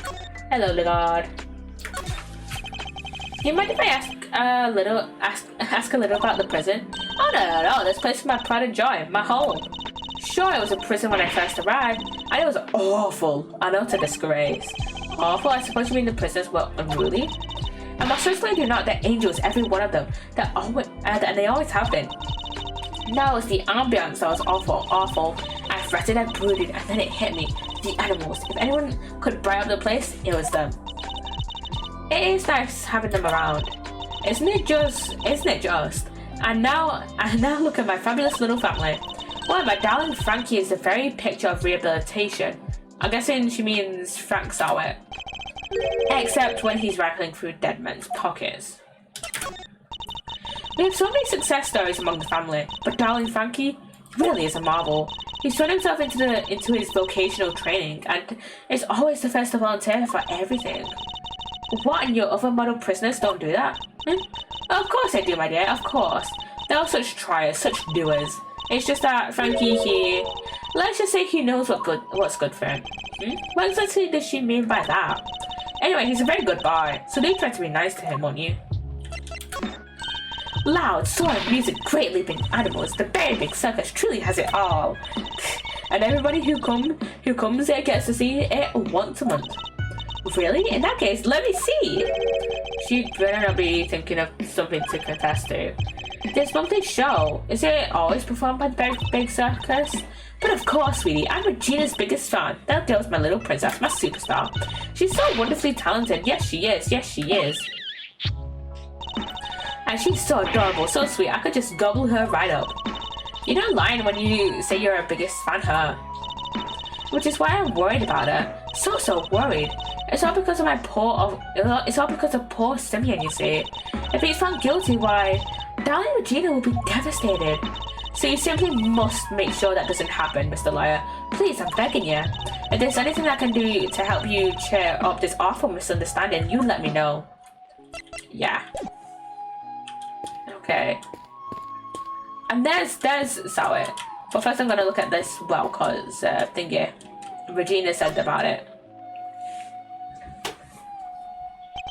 A simple, sturdily built well. I wonder if it was the work of the prisoners.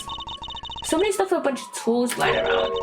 There's a long piece of rope and a pretty heavy looking weight. Let's see, it weighs 30 pounds. Oh, and there's some pulleys too. Can you stop touching everything inside? To be fair, she is wearing gloves though, so her fingerprints won't mess up anything, really. Unlike you, who is not wearing gloves and yet you examine evidence. Oh, come on, it's not like I was going to take anything. What exactly were they being used for, I wonder? I don't know. Let's talk to Frank. Hello, hey up, Frank. Hey up, lad. Mr. Attorney, sir. And how are you today, if you don't mind me asking? Today, we just talked to you earlier, Mr. Sowett. Oh heavens, I do apologize. Ever since I came to call this place home, I've been working on my interpersonal skills, you see? In order to be as annoying as possible. I'm currently helping out with the circus show stage, tear down and clean up. But if you have needed me, I'll do my utmost to help. Yeah, he's come a long way from, you know, murdering Larry's girlfriend in the first turnabout. I'm just chipping in and doing what I can. Model prisoner that I am. Yeah, my stay in this prison has seen me reborn. The Frank Sowett you see before you is a changed man. I mean, to be fair, he said he was, you know, we kind of know that he likes to steal from people's pockets. You know, he was kind of written around nice pockets. But to be fair, stealing is much better than murder. So he has come a long way. At least he's not murdering people anymore. A changed man who now targets the recently deceased. No, you misunderstand. That was just a moment of madness. A moment of madness? Ugh, you're a disgrace to all thieves everywhere. You're right, of course. I can't deny it. I still have a long way to go. As a thief? Anyway, as you can see, I have a shiny new bracelet now. So it's a straight and narrow for me. Like I said, I'm a model prisoner. Not that a real model prisoner would need to keep telling me that. Yeah, sure. I'm doing everything I can to prepare for my eventual return to society. Yeah, you even skipped the show to focus on your training, didn't you? That's right, only 2 inmates were absent, Sawit and Canis. Why didn't you tell us about Mr. Canis sooner? That. Look, I don't think there's an inmate in this prison who'd talk about him if they didn't have to. Well, you could say he's the real one in charge around here. You didn't hear it from me, but, well, I guess it comes with being the fixer. The fixer? Yeah, anything you need, he can get it for you. But how does he get away with it? I'm not sure, but he's the only one who does. I heard that he has a secret way of getting things into the facility. I imagine being the fixer affords kind of certain privileges. Not that I concern myself with such things anymore, of course. I'm far more interested in perfecting my mud pack application technique. What are these mud packs exactly? They're a special type of mud treatment rich with minerals. It works well on their coats. I've been practicing on the animals here in the prison. I hope to treat them all eventually. Speaking of mud, that reminds me of a certain piece of evidence. Maybe I should try presenting it to him. The glove that had mud on it. So this is Frank's glove, okay? That's the rubber glove I dropped. Would you care to explain why it's so dirty? Oh, of course. That's mud from one of the pet treatments I've been practicing. I was giving one of the animals a mud pack right when the incident happened. I see. Around what time would this have been? Let's see. The show had already started, so around 9 a.m. perhaps? The thing is, the more mud I applied, the more in the zone I got and the darker the animal's fur became. There's no trance quite like the trance one enters when one snuffs an animal with thick black mud. I think the stress of prison might be getting to him. Yeah, probably. Okay, that's been updated. Of course, it's all thanks to the warden that we have access to such wonderful distractions. Hello, Ace. Hello. Hope you're well. I am doing pretty good, actually. I'm doing pretty good. How are you doing, Ace? How are you doing? I'm eternally grateful. Truly, I am. Regina, darling, you put on the most splendid show for us yet again. The stage, the stars, and you in particular, my princess. It was simply divine. That's so nice of you. I hope everybody else who watched it enjoyed it too. About that day, I'm afraid I have something awful to confess. There were some absences, you see. She must be Canis and Sawit. We were 3 members short. Unbelievable, I know. How will you ever forgive me? I'm sorry, but you're saying 3 inmates didn't attend the show? That's right, sweetie. I counted the seats myself. 1, 2, 3 no-shows. And I always make sure there are enough seats for everybody. But Mr. Edgeworth, that's not right, is it? Indeed, as far as we were aware, Mr. Canis and Mrs. Sawit were the only ones not present. This isn't it at all. Who is the 3rd missing prisoner and what were they doing? It seems we need to investigate further. Oh, I was enjoying my chat with dear Regina so much I almost forgot. I must feed this little one. Little one?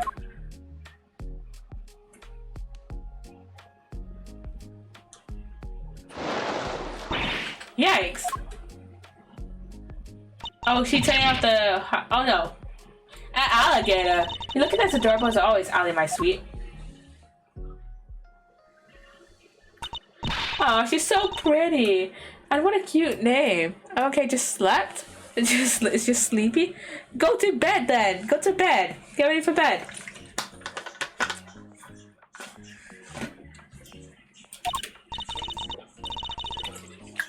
Yes, Allie the alligator. Isn't she a darling? She's my favorite, aren't you? Yes, you are. I'm so jealous. Can I pet her? Of course, princess, of course. Boy, howdy. These two were made for one another. They look like they'll be busy for a while. Maybe we should go back inside the prison and check this out. Yeah, let's. Perhaps we can find a clue there as to who our 3rd missing prisoner might be. Okay, let's go inside then. Let's go back inside. Okay, we're back in the prison corridor.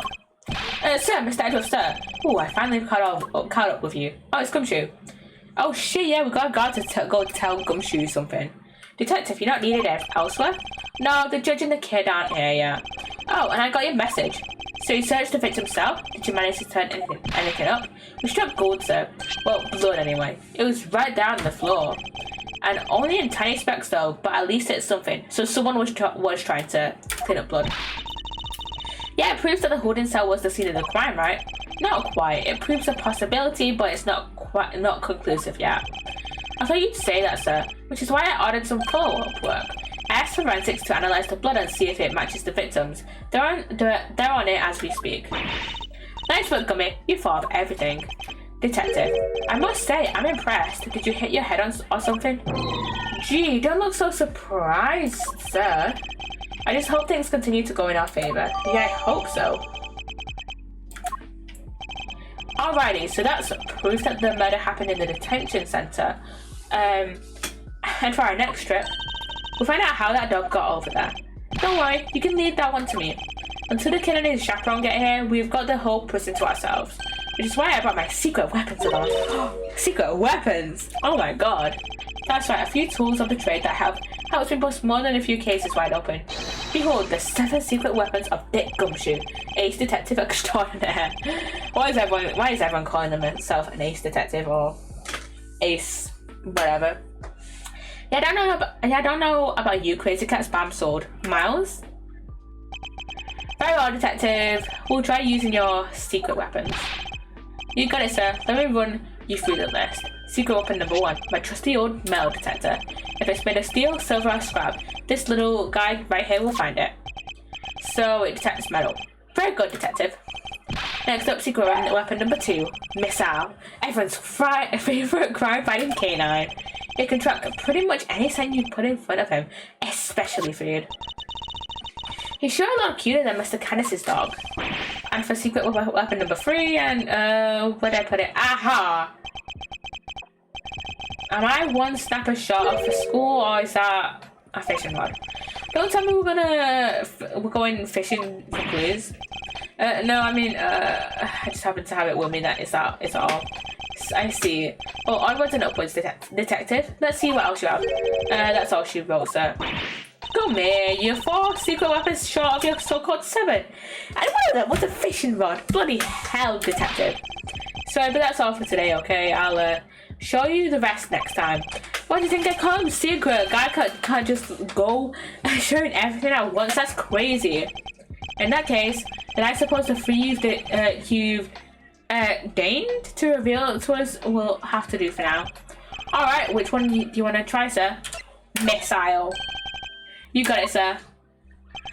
Hey, Missile. Hey, boy. It's Missile. I love him. Oh, I'm in the game. So, what are we tracking? We're trying to find how Mr. Canis's dog got to the holding cells in the first place. I suspect the same route was used to bring Knight's body back to the prison. So give the preacher a sniff of the body, and I'll find that route for us. Oh, look at him. And does anyone else smell something sweet? Oh, that smells the odor of blood. It's faint, sir, but it's there. Almost like cake, maybe? Why would the buddy smell cake? Okay, Miss, I'll get a noseful. Here we go, follow that dog. That's the way to... He's headed for maximum security. Yeah, no shit. Oh, he's going in. So we just have to follow after him.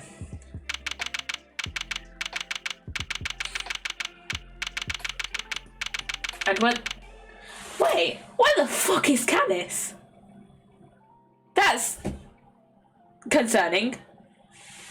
And I'm gonna turn my music up a little bit because it is very quiet. But where the fuck is he? This is Canis' cell, though the man himself is absent, it seems. Is he meeting with someone in the visitor's room?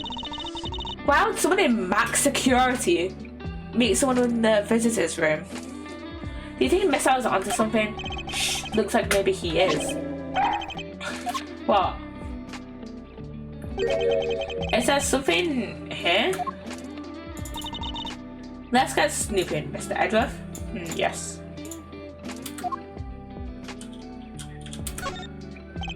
Is there anything just here? Mr. Canis's chisels. Everyone a potential murder weapon. That reminds me of something. The furrows in your brow. When you frown, it looks like somebody took a chisel to your forehead. I have no idea what you mean.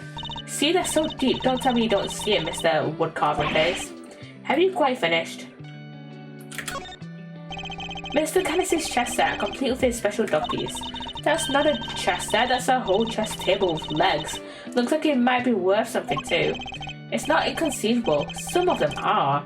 And this is quite a nice one too. I never would have pegged Mr. Canis as a chess fan though. Well, with the whole Easter aesthetic he's got going, I thought he'd be more into Go. Go, huh? Can you play? I can play Go Fish. No, the same thing, okay? Not even close. Jesus Christ, okay? Tea and rice crackers. Mr. Canis clearly doesn't lack for comforts. I can think of worse ways to spend my time in jail than drinking tea and playing chess. I thought this was maximum security, not maximum comfort. How come nobody else gets the special treatment? Complaining to me isn't gonna help. Perhaps you could take it up with the man himself? Or the warden, perhaps, who, you know, probably got him all this stuff? Hey, yikes, no thanks.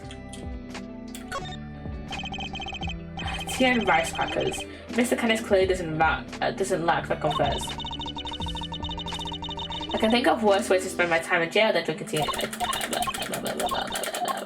I already examined that. And is that all we can examine? Oh no, we can examine that as well. Look at Mr. Edgeworth, that chisel on the floor is a bit smaller than the other ones. I'm no woodworker, but perhaps it's an all-purpose one that can be used in a pinch regardless of the job. An all-purpose pocket chisel. Makes sense, always nice when your tools are useful and easy to carry. Is that your opinion as a thief? Nope, it's my opinion as a great thief. I walked into that one. Yep, you did. Where the fuck is he going? What's the matter, boy? Wait, is this cake what you after? No wonder Gumshoe could smell fucking cake. Oh, down, boy, stop that. No, you can't have it. Dogs can't eat chocolate, you know that. If you won't behave, I'll just have to eat it myself. Not bad. There's some real outside the chocolate box thinking there. Not sure everybody agrees though. Go me, I wanted some. Daring of you both to assume the food in a prison is safe to eat. Oh, Daring are dumb.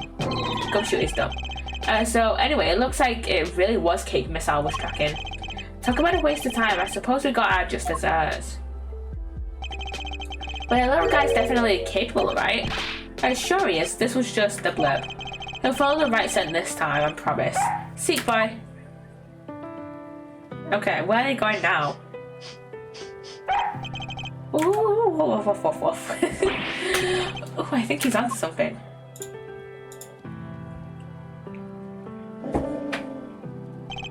Whatever it is, it's in there. Mr. Carcerato's cell. Need to take a look inside. Detective, call the guard. Yes, sir. Thank you, officer. A question before we begin. Is the prisoner Mr. Carcerato still in solitary? No, sir. He came back a little while ago, and he was here for the new roll call. Guess he must be on work duty someplace. I see. Now, if you would be so kind as to open his cell. Yes, sir. Shouldn't you know where Carcerato, is? There's a punching bag of the guard. This punching bag has certainly... What breed were you again, Miss Al? Sure I wasn't a boxer? No way. No way indeed. Quickly, detective, move the sandbag aside. Yes, sir. A hole? Could this be... Whoa there, wait, Miss Al. I'm going into... Wait, stop. Sir, I'll go get her. If so, I'll jump it down. Oof, that's tight. Shouldn't have eaten that cake. He's gone. Fuck's sake, man. Well, I'm not going in there. Guess we'll just have to wait.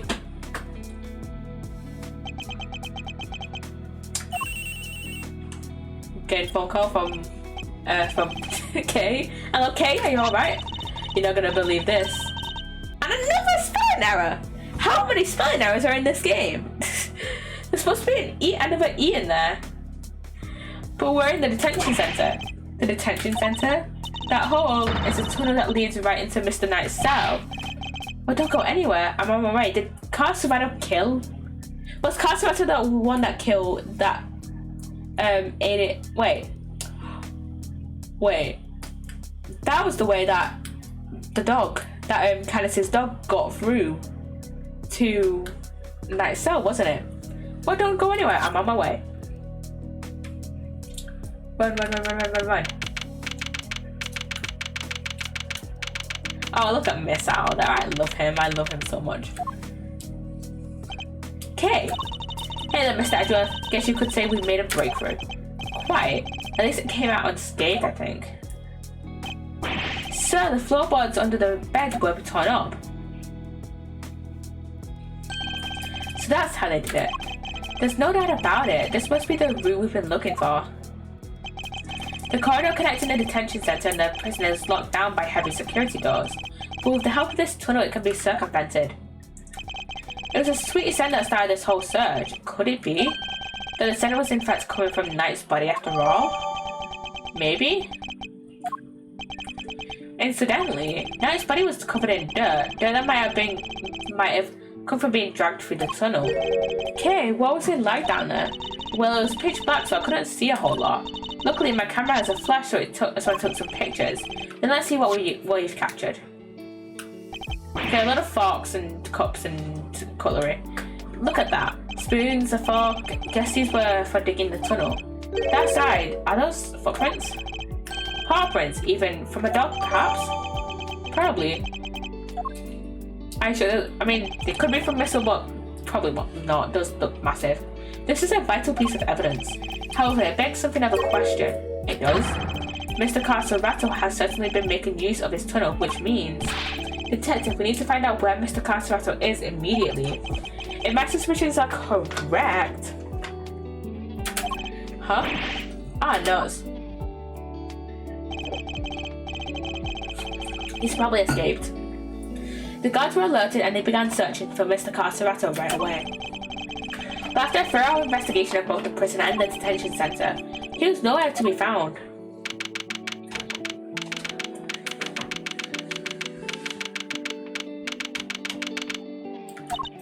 Well, have the police been notified?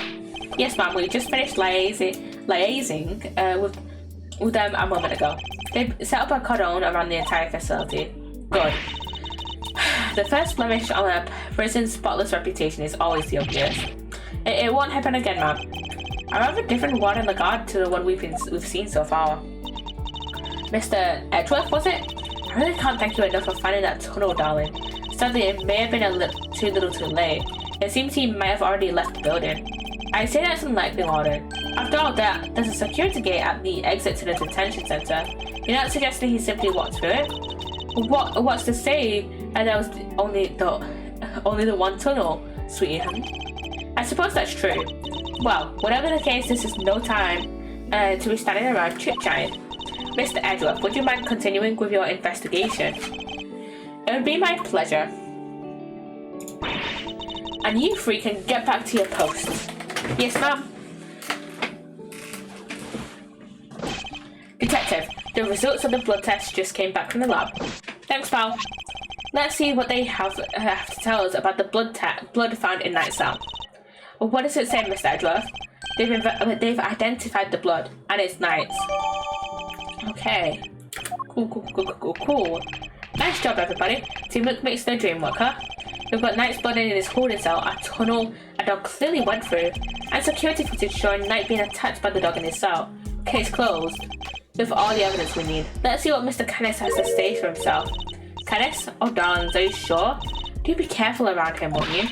He's as well connected on the outside as he is in here. I suppose he would have to be. How else would the so-called fixer stay in business? The police have been trying to track down his accomplices for the longest time.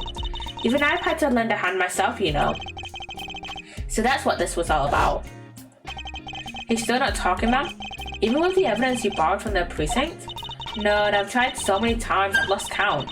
What am I supposed to do? I can't send in a blank report. I guess a killer for hire was always going to be a tough nut to crack. You borrowed evidence from the police to help with your investigation, is that correct? Why, yes, sweetie. Everything related to Candace is with me now. Heaven knows how many times I've hauled the secretive scoundrel into my office to talk with me. But no matter what I say or how much evidence I present him with, he simply won't say a word. A prison warden conducting interrogations herself? That's irregular to say the least. Let your guard down and he'll devour you whole. Be careful, darlings. You've been warned.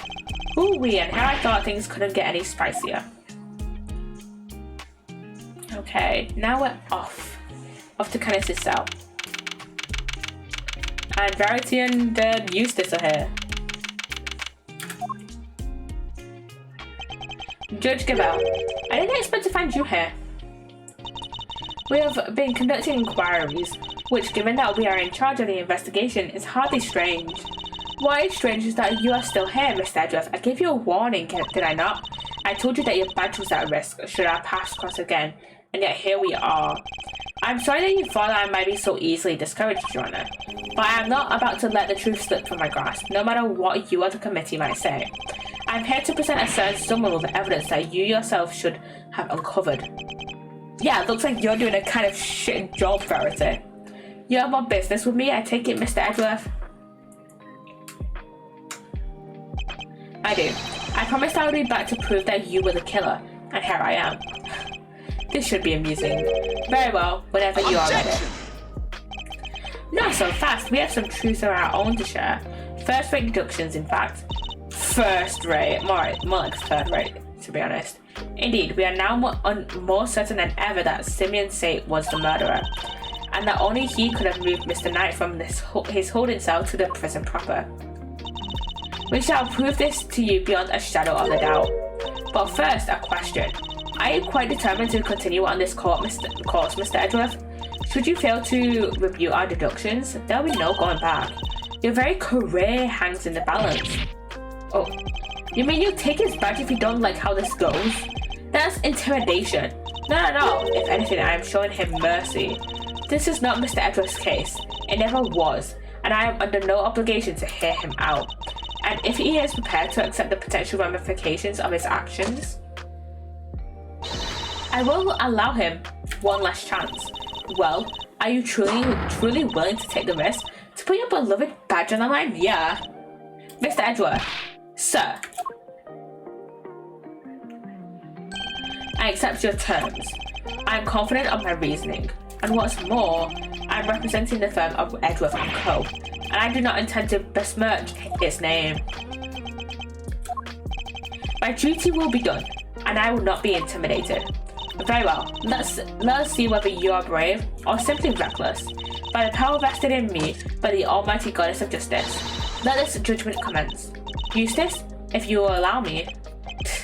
Fine by me, he's all yours, Gabel. You're aware of the incident involving Mr. Knight the day before yesterday, I assume? I didn't 5 minutes, by the way. He assaulted an innocent guard and stole his keys. Really? Later, in the middle of moving a large animal cage, Mrs. Psssttt stopped by Mr. Knight's cell for a little visit. That is true. That's when Mr. Knight stole out of his cage using the keys he'd stolen. Yeah, right. He slipped into the cage and there he hid as he was wheeled to one of the prison workshops. I figured she was going to bring up Mr. Psssttt going to Knight's cell. Yesterday, after you so kindly made us aware of the security camera footage, we decided to take a look at it ourselves. Perhaps you would like to see what we found? This is a still from the footage we received. Mr. Psssttt speaking with Knight at his cell, correct?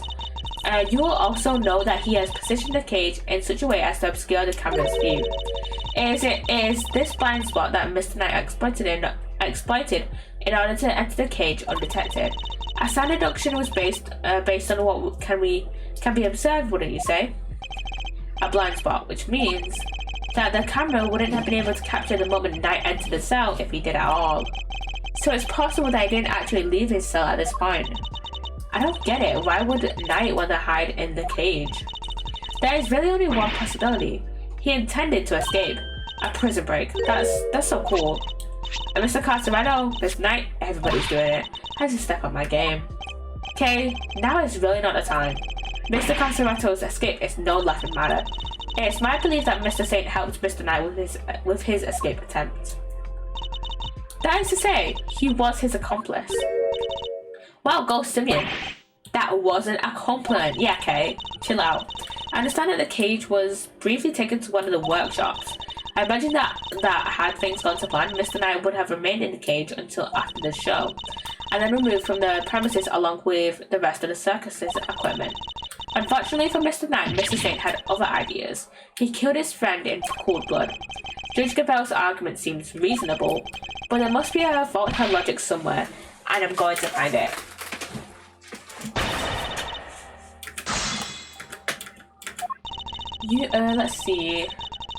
Let's see. Yeah, I don't think he stole the keys. Do you have any proof that Knight stole the keys? I can think of no other reason for him to carry out such a brutal attack. Once the guard he assaulted regains consciousness, I am sure he will confirm our suspicions. I want to be so sure. Perhaps I should press her further on this reasoning. Yeah, press further. Sorry, but I believe there is a flaw in your reasoning. If Knight had the keys, there was nothing to stop him from leaving whenever he wanted. Why wait for Mr. Saint? There was no need, surely. He chose the option he deemed most likely to succeed. He stole the keys and hid them somewhere. Then he waited for an opportune moment to present itself. He hid the keys? I'm afraid you might have made an uncharacteristic oversight, Your Honor. But Knight wasn't hiding any keys. That has been proven already. This is the piece of evidence that proves Knight didn't have any keys. And that would be... Okay, what do we have? Knight's cell key right here. Take that! Since you know about the incident, I assume you already know this, but after the assault, the guards searched both Knight and his cell, and no keys were found. And if the whereabouts of the keys cannot be proven, then neither can your theory. I have considered the matter of the missing keys, and I do not think it's such an issue. I still believe he had them. After all, the guards only stated that they were unable to locate them. And this is because they were cleverly hidden inside the pocket chest set. Knight's chest set, the same set in which the murder weapon was allegedly hidden. Was it? I can't help but wonder about that. What? But you're the one who proposed it. Actually, if you recall, that was Eustace's assertion. So the two of them aren't of one mind on this, I take it. Allow me to restate the facts. Mr. Knight hid the keys he stole from the guard inside his chest set. When Mr. Saint came to see him, Mr. Knight used the keys to open his cell and climbed inside the cage. He was then moved from his holding cell to that workshop in the prison proper, all with the help of his friend and accomplice. Had things gone according to plan, he would have been taken out of the facility after the show. But they did not. Instead, his accomplice murdered him while the show was taking place in the yard. Objection! But Mr. Saint was a part of that performance. How would he even have time to commit the murder? Exactly. How indeed? Allow me to explain, and the understand soon. As you know, many stage performances follow a set narrative. Yes, stage show was one such example. She's done her homework, I see. The suspect played the role of the antagonist opposite the elephantine heroine of the show. In the latter part of the performance, the heroine's love prevails and the villain is defeated. This victory is depicted in a very unique manner, whereby the villain is flying from the stage by the heroine. He's sent flying by the elephant. Isn't that dangerous? Having been ejected from the stage in this manner, the villain no longer appears in this performance. In other words, the suspect did not appear on stage for a period of approximately 15 minutes. Are you saying the crime took place during that time? Yeah, I'm afraid so. After all, it's more than a sufficient window, wouldn't you say? Commit the crime and return to the stage, and I shall reread that when the ad has finished.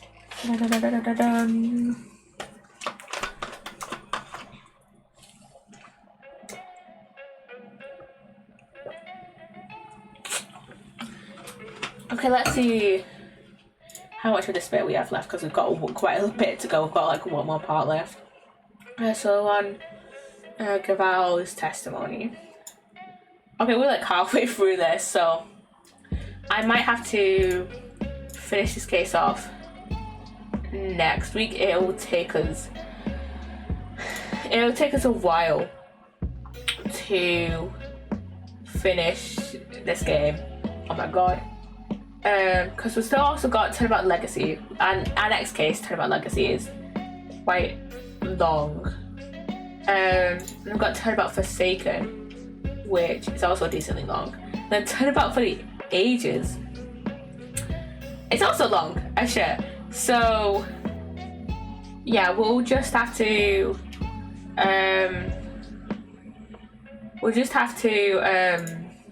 see. We'll try.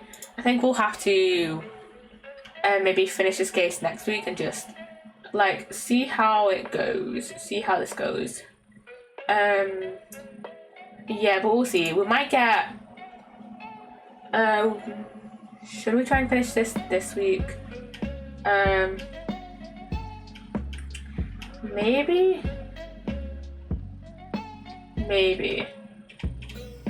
we'll see. It might take us a while to finish it, but yeah, we'll see. If I haven't finished this by like the 3-hour mark, then we'll finish this off next week. But yeah, we'll have to see.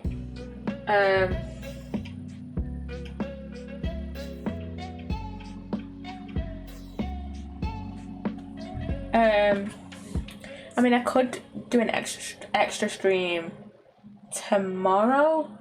I want to record some stuff tomorrow, so I don't think I'm going to stream tomorrow. I'll probably have to finish this off next Friday. So yeah. So yeah, if only we were streaming this game during the summer, then I could spend all week doing this case. But alas, we are not. Alas, it is not summer when we are recording this. I have not recording this, streaming this. But yeah, alas, I am still at uni. So yeah. So yeah.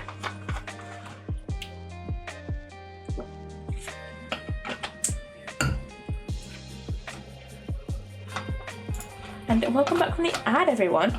Commit the crime and returning to the stage in that short 15-minute window is only possible assuming that the murder took place in the prison proper. But in fact, Your Honor, the real scene of the crime was Knight's cell. I seem to remember telling you that I would not accept that part of the security footage into evidence. And you wouldn't have to, and you won't have to. I have proof of a different kind. Very well. Would you be so good as to present it? What proof do you have that the murder took place in the victim's holding cell? Well, we have, where is it? The white floor. Take that! There's traces of Knight's blood on it. This appears to be a photograph of a floor. Almighty Goddess of Justice, grant me patience. That floor you're so dismissive of, Your Honor, has traces of Knight's blood on it. Traces, you say? Is this evidence reliable? After all, I don't believe you have access to the necessary forensics operatives. Objection! Yeah, we do. I have my resources. A certain blunt instrument, you might say, but a reliable one. Gumshoe. The detective. How very unfortunate for him. Perhaps before you decide to circumvent the law, you might have considered that the committee's influence extends to the police. Oh no, now Gummy's badge is on the line too. Forgive me, detective. I didn't mean to put you at risk as well. I will enter the facts that Mr. Knight's blood was found in the holding cell into evidence. However... Objection! Bad luck, idiots. You're really on the edge now, Mr. Worthless. Mr. Winner, I'd forgotten you were there. It was nice while it lasted. I just put it in to tell you that your entire argument is one big inconsistency. You showed us camera footage of a dog killing Mr. Knight in his cell. I say that the mutt also wiped the blood up before it left the scene. Oh, what other tricks can it do? Huh? A blood wiping dog? You're a joke. You'd have wiped that blood up, wouldn't you, boy? Yes, Elmo, yes you would. What? That was one of the tricks I taught him before our work together was so rudely cut short. He's a very tiny boy, never misses a drop. It wouldn't do to leave any evidence after all.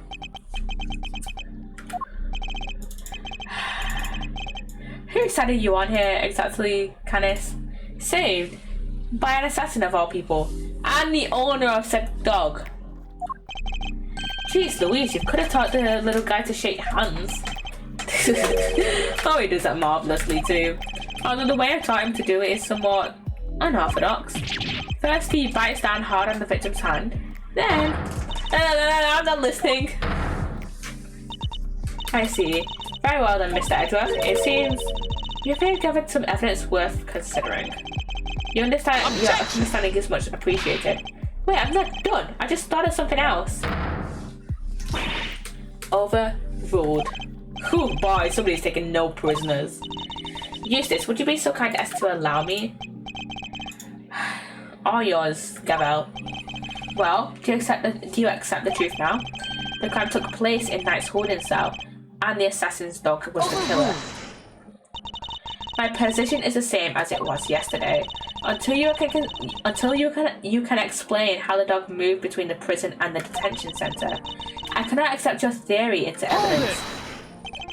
I thought you might say that, which is why I'd like to show you something else. This piece of evidence shows how the dog could freely travel between the prison and the detention center, and that would be the tunnel prints that we saw earlier. Our latest piece of evidence. This is... It's a secret passageway. It runs beneath the prison. What? A secret passageway? It was dug by one Mr. Rocco Carcerato, escapee.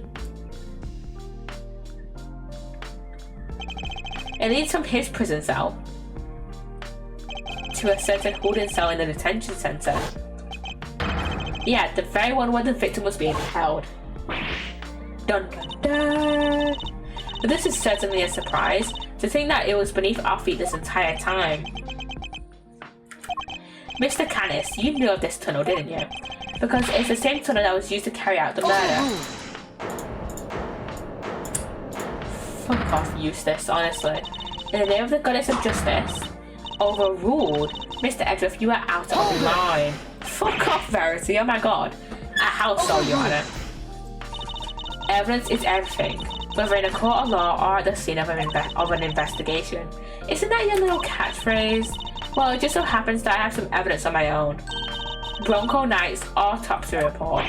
Oh, fuck off, man. Fuck the fucking autopsy report, man. What the fuck? His autopsy report? Where did you get that? How do you not know you had it? The police handed it to me only a short while ago. The findings are still preliminary, but there's something of value to tell us nonetheless. The goddess of justice speaks to us through these pages, Mr. Edgeworth. Cause of death, stab wound to the throat, and the weapon is said to be a sharp blade of some sort. It seems the victim was stabbed repeatedly in the same spot, resulting in an ugly wound. As such, the police have yet to identify the exact shape of the weapon, but its overall nature seems to be beyond question. It is a bladed metal instrument. In light of this evidence, do you truly wish to continue with your flight of fancy? Or will you now claim that the dog used a knife instead? But that's impossible. That will be odd. This court is adjourned. But the tunnel, the paw prints. What of them? How is something of a wanderer? Perhaps he just happened across this tunnel one day. Although I couldn't say for certain, I myself cannot wander quite so freely. That would be quite a coincidence, but I can't prove it's not the case either.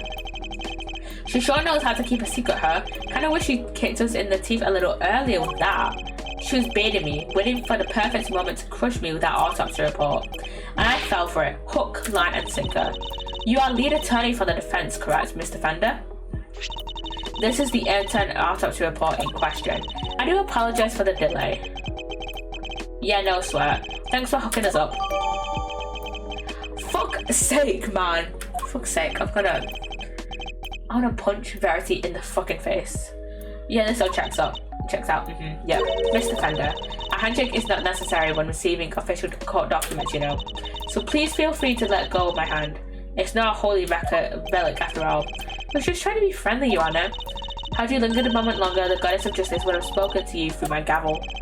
Alright, I got it! Yeah, no need to be overly friendly, Fender. Nice work, Gavel. Just like we planned. I did only as you instructed, Eustace, but thank you. Okay, so the first like half of this case, I've been thinking that Gavel was controlling Eustace, but is Eustace controlling Verity in some way, like manipulating her? This report came from the police. I have no choice but to accept its legitimacy. But if the dog didn't kill Knight, then that takes Canis out of the running. The goddess of justice speaks to me, Mr. Edgeworth, and she is merciful. She tells me that you might yet keep your badge if you will finally abandon this fruitless quest. What's our move, sir? I think she really means it this time. What do you think, detective?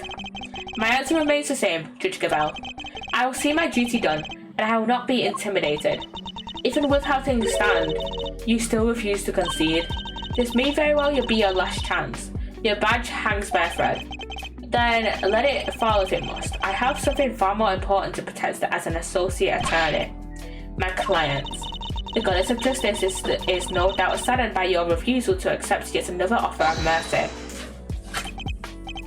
Alibi, Miles. That's what I like to see. Looks like the defense never rests. It's really starting to mean something to you. Credit to your old man though. He's the one who said it first. My father? In fact, I could swear I saw Gregory's spirit in you for a second there. He said that you've changed since your days in Von Karma's shadow. I didn't believe you at first, but I'm starting to. Thank you, Fender. Alright kids, this is where the rubber really hits the road. Put your thinking caps on, it's make or break time. If it's true that Knight was off both with a bladed weapon, does that whole case really fall apart? A bladed weapon? Of course! There were 5 chisels in Canis's cell when we last looked. I found my assassin certainly wouldn't struggle to commit murder with a tool like that. In which case, the weapon that killed Knight was... Have you quite finished? It'll be in your best interest to concede. Evidence is everything. It may very well be my little catchphrase, but it's also true. So the murder weapon was a sharp blade? Where is it? The guards didn't find it. Why can't you let this go? So what if they didn't find it? What are you driving at? What if I was to tell you that I now know what the real murder weapon was? And it was right under our noses the whole time, indeed. It was one of Mr. Canis's chisels. What? Overruled. Fuck off. Overruled. I would advise you to stop bombarding us with your irresponsible half-baked theories, Mr. Edgeworth. You have repeatedly insisted that Mr. Knight was killed in his cell by a dog. I simply go where the evidence takes me, both in the courtroom and at the scene of the crime. If the murder weapon was in fact a chisel, then yes, the murderer could not have been the dog. But that begs the question of what exactly it was we saw in the security footage. Oh yeah, the security footage. How do you explain that, Mr. Smarty Pants? An excellent question. The footage shows the dog jumping on someone. Mr. Canis's dog jumping up at Knight. The dog attacked Knight, but he didn't kill the man. He didn't? No, Knight was merely knocked out. The dog didn't drag a corpse through the tunnel. He dragged an alive but conscious Knight. The real killer was the dog's master. Oh, I get it. By bringing Knight here, Mr. Canis could finish the job. And he could definitely use one of those chisels to do it. Correct. You? But I still don't know how to pronounce his first name. Canis. You're the only one who could have done it. Objection! Hey, Mr. Edgeworth, you ever get this on your report card? Refuses to listen. Must learn to respect others. Are you asking me or confessing to what's on yours? We already searched Mr. Canis's cell from top to bottom, right, Gavel? Yeah, we even inspected his chisels. All 4 of them. There was 5. There was 5 though, wasn't there? There was a single drop of blood. Why, thank you, Your Honor. You have just confirmed my theory. I have? What exactly do you mean? The last time we were here, there were 5 chisels, not 4. Oh yeah, I remember counting them. Definitely 5. And the one that's missing is the small one. The one we thought might be a pocket chisel. Mr. Canis, where did you hide that chisel? A pocket chisel? And what might I have for such a thing, huh? I am rarely allowed to leave my cell. In which case, you shouldn't have had the chance to dispose of the weapon. Here, you dug your own grave, Mr. Canis. You seem to have an idea of where this missing chisel might be, Mr. Edgeworth. Would you enlighten us? For a man who can't leave his cell of his own volition, Canis could only have hidden the cell in maximum security. Mr. Canis is still a prisoner despite the comfort he enjoys. He is rarely allowed out of his cell. He could have given the chisel to his dog to leave somewhere, but that would have been far from ideal. He has no way of guaranteeing where it might end up. Intriguing. Do go on, Mr. Edgeworth. Furthermore, this room is one place where a bladed instrument wouldn't raise an eyebrow. 4 chisels, 5 chisels, who's counting? A fact that he took full advantage of. The old keep the incriminating evidence close routine. Classic. But I looked, I searched the whole cell myself, and there's just nowhere he could have hidden it. I'm certain that the murder weapon is here, and that the reason why no one has found it yet is because it was hidden in such an ingenious manner. Do enlighten us, Mr. Edgeworth. What was my ingenious plan? Think, Miles. There must be a hiding spot he could make use of. Think about when you came here previously. What are you missing? It's hidden in the dog's mouth, probably. He's not showing us out permanently, right? Let us get out of here. Come on.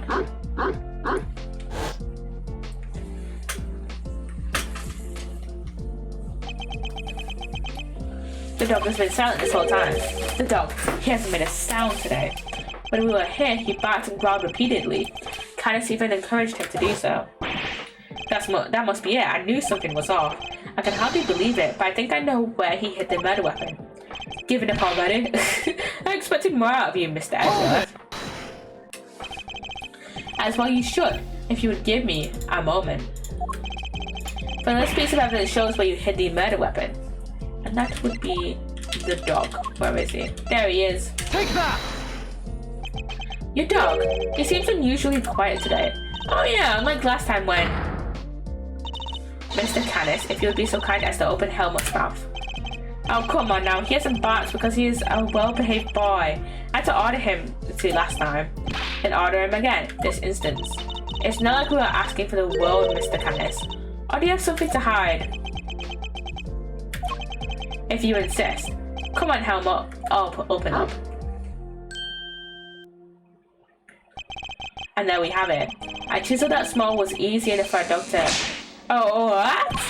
A chisel in the dog. Why is there a chisel in the dog? Have more composure, please. You're a prosecutor, for fuck's sake. I thought he'd been strangely quiet. I guess his brain has finally caught up. Eustace, why don't you be a good boy and call forensics? Tell them it's urgent. Okay.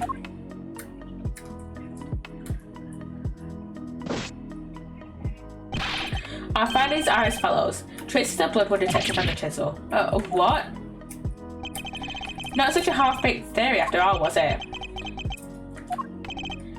Alright, so we're all on the same page here. This is our murder weapon, yeah? The forensic evidence cannot be ignored. We have no choice but to concede that this is most likely the case.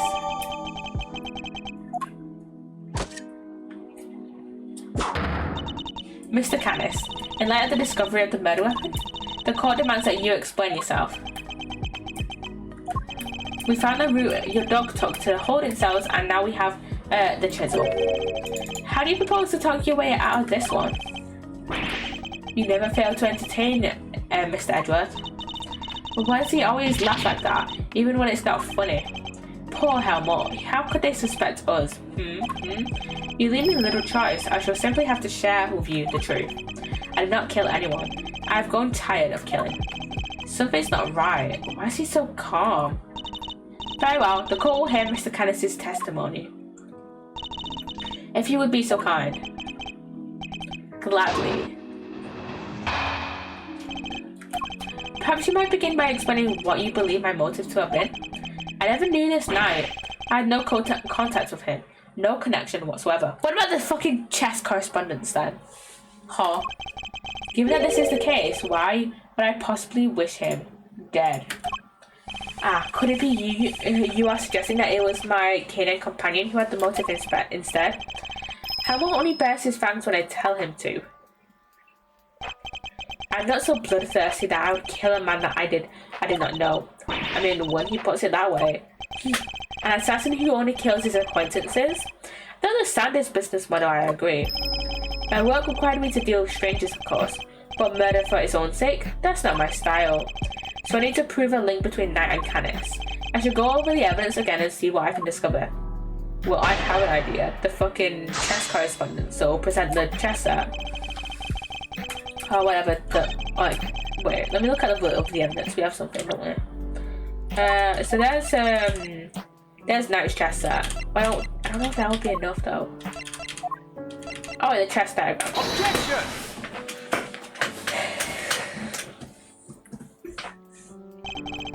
You're getting sloppy, Mr. Canis.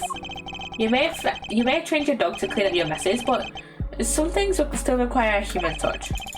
We found this in the victim's room.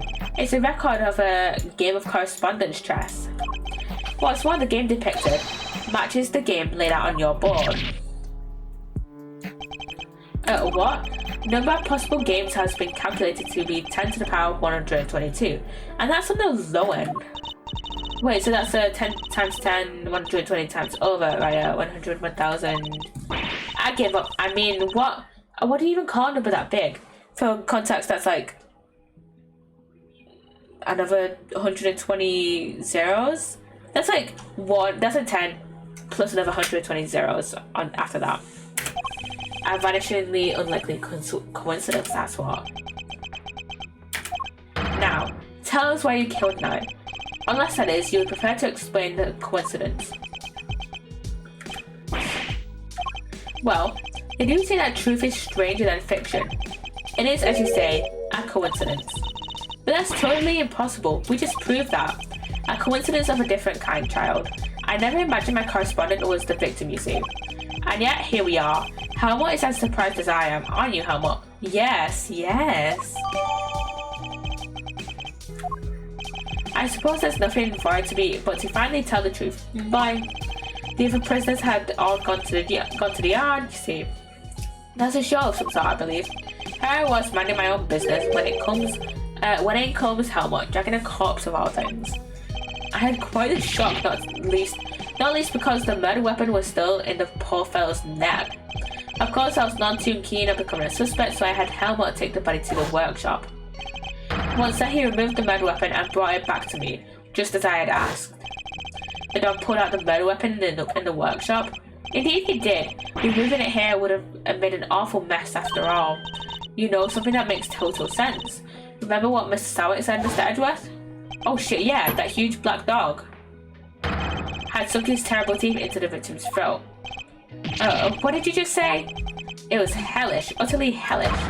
That beast, that awful beast, he killed him. I see. So what Mr. Sowett actually saw was Helmut removing the murder weapon then? Precisely. I can't say I wasn't a little disappointed that he was spotted, of course.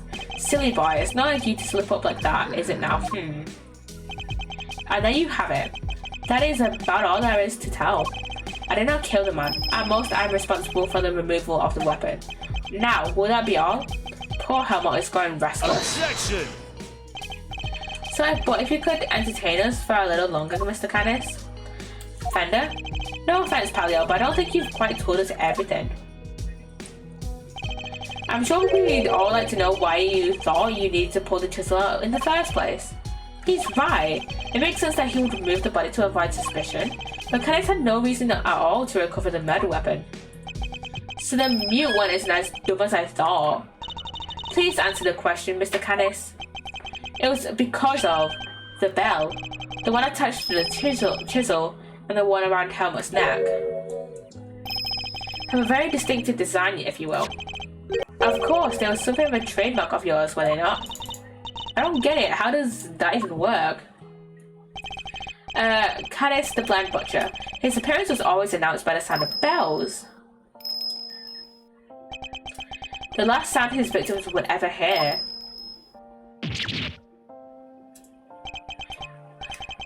You flatter me. Though it'd been some years since you last saw one of them, you remember them well. Your knife and its attached bell were one of the pieces of evidence seized in our case against you. Yeah, it was, but one of my bells, or one of only two in existence. Just two? Two and only two. one for my knife and one for my beloved helmet. Exquisitely crafted, utterly unique. My ears are my guide after all, and I must be able to use my tools precisely. Of course, as you said, the knife has long since been taken from me. Okay. When Helmut brought the body to my cell, I was rather surprised to hear a familiar sound. At first I was sure that my knife had been used to do the deed. But no, a chisel. An ordinary chisel. It is certainly no assassin's blade. Nonetheless, the bell would have suggested my involvement. Compounding the matter is the fact that I'm the only person in the world in this prison permitted to use such tools. It was clear that I would become the prime suspect, and so the chisel had to be removed at him. Okay. You still claim that all you did was have the dog move the body? That you had nothing to do with the killing? How could I? I told you the chisel is not mine. You need not take my word, Mr. Edgeworth. We're not having checked for fingerprints. Eustace. Huh? Me? But I don't know how to check for prints. Get forensics. Oh, right, sure thing. Wait. We got them. Fingerprints. They're Mr. Knight's and Mr. Canis's. No, just Mr. Knight's. I know. And forensics said there's no sign of any prints having been wiped off. Only Knight's fingerprints? This isn't good. Should I get him to check again? Now, do you see? I never so much as touched that chisel. Helmut carried it in his mouth. That is all. Therefore, any prints must belong to whoever had it last. So the murder weapon belonged to the victim? Oh, that's not helpful. As I said, I have not touched the chisel. Therefore, I cannot be the killer. Or do you wish to suggest otherwise? I've got nothing to counter with. But what could this mean? Is he not the killer after all? Is he actually telling the truth? No, he can't be. Yeah, I never really suspected Canis to be the killer.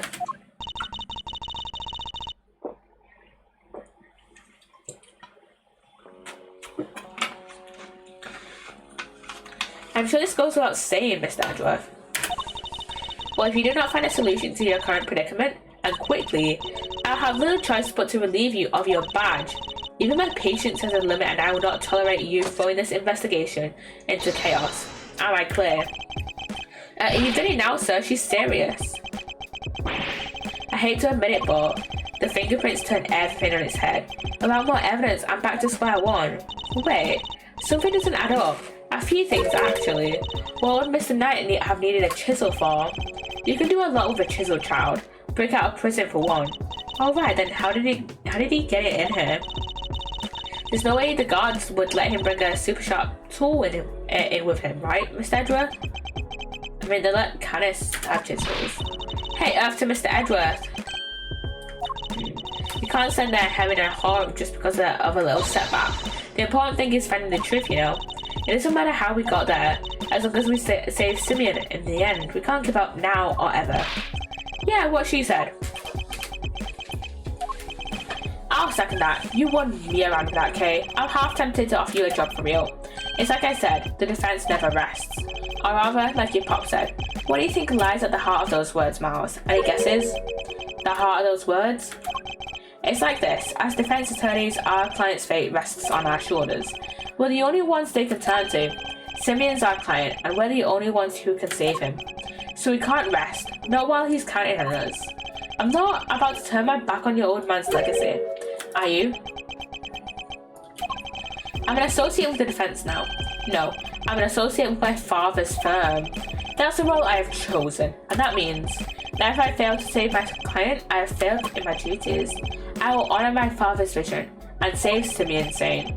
No matter what setbacks I face, I cannot admit defeat. If one path is blocked, I must simply find another. There we go, that's the Miles Edgeworth I know. And let's find a new path forward. We can start by trying to figure out how Mr. Knight brought that chisel into the prison. Why is my webcam being so stupid? Right, how did Knight have managed to bring a chisel in here? Yeah, well, how? Oh wait, the pocket chest support. We're trying to move suspicion away from Simeon. Usually it wouldn't be possible to bring a net metal object into this facility undetected. Because of the security gates, right? correct, but we already know that checks at one of the gates haven't been entirely thorough of late. Namely the gate at the entrance to the detention center. That gate is only used to scan people. Any items they bring into the facility are only subjected to a cursory check. Are you telling me that the chest set wasn't put through the metal detector? It should have been. Alas, it seems the guards have gone a little lax in that regard of late. Knight took advantage of this little oversight and had Mr. Saint bring him the chisel, hidden inside his pocket chest set. That does answer one of our questions, and it suggests that the chisel was indeed Mr. Knight's and not Mr. Canis's. Okay. However, we still have one rather pressing problem to address. That of the security footage in which Knight is attacked by a dog. How does one explain that if Mr. Canis was not the culprit? But then how do you explain his prints not being on the murder weapon? This one's a real free piper. The court, too, finds itself not wanting for a satisfactory explanation. Wait, sir, I think it might be time to show you another one of my secret weapons. Introducing secret weapon number 4, Little V. What sort of name is that, detective? I came up with it myself, sir. Anyways, you can use it to analyze the video footage. An excellent idea. Perhaps then you might finally see that I am telling the truth. Who knows if there's anything to be found, but it has to be worth a try. Alright, want me to talk you through how to use it, sir? Seeing as I'm not exactly familiar with the video analysis techniques, perhaps you should hear them out. Nah! No, I'm sure it won't be that complicated. Whatever you say, sir, now let's fire a little V up. Remember, just examine anything that catches your eye and you'll be fine. The footage from Knight's holdings out. Other than the victim being attacked by that dog, we can't see what else it might show us. But suppose we're wrong. What could we be looking at instead? Could the person in the footage be someone other than Knight? Maybe?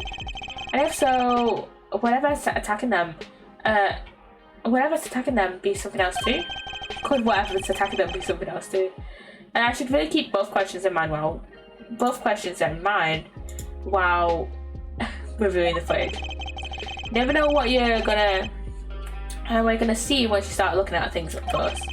Check every detail, sir. You'll find something, I'm sure. What in this footage seems odd? Okay.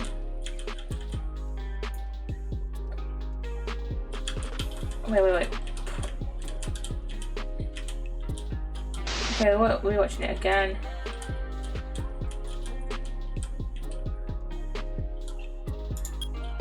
Can we analyze that?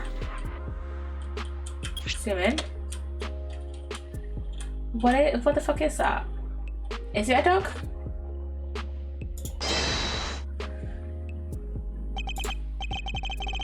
I must be seeing things.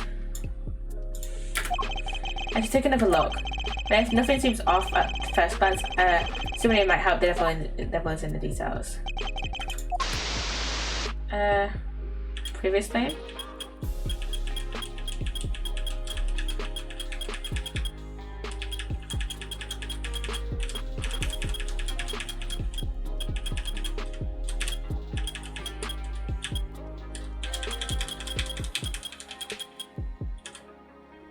What is that?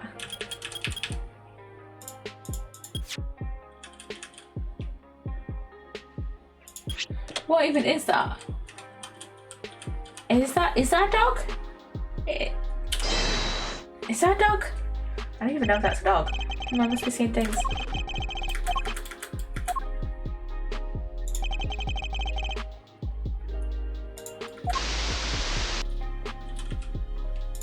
Wait, let me see. Look at the walkthrough because I know that ain't a dog there.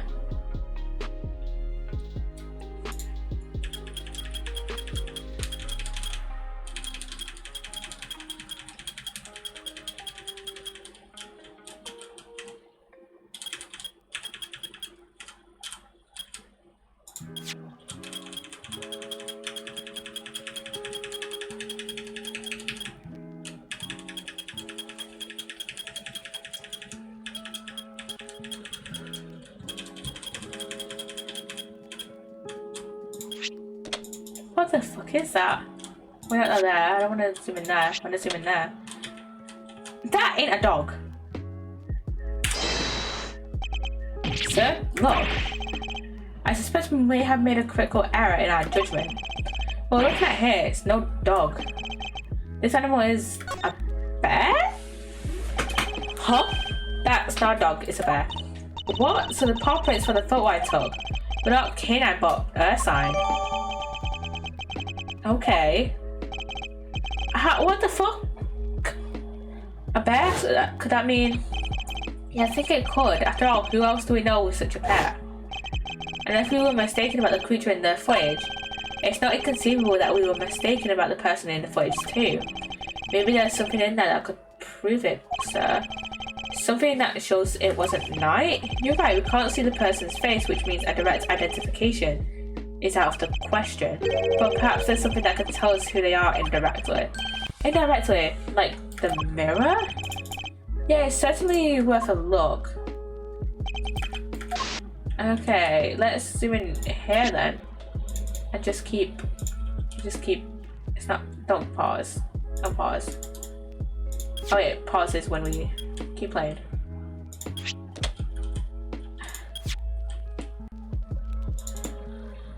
Keep playing it.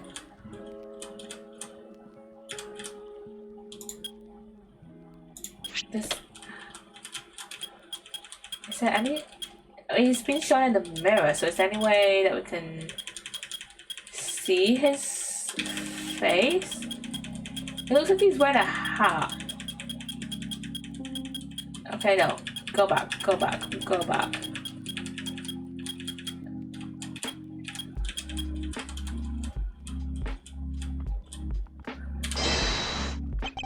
The figure is reflected in the mirror here too.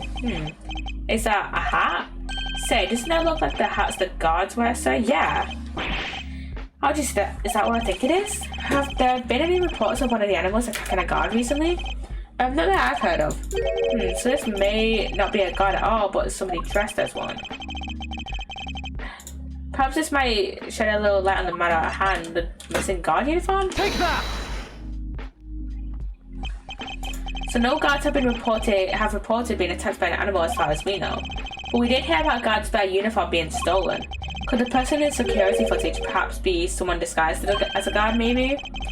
Someone attempted to escape without being noticed? A guard disguise? I guess it might work? Wait, weren't we just talking about someone? Carcerato? We were indeed, someone who seems to have successfully made his escape. We'd assume that it was night in the security footage.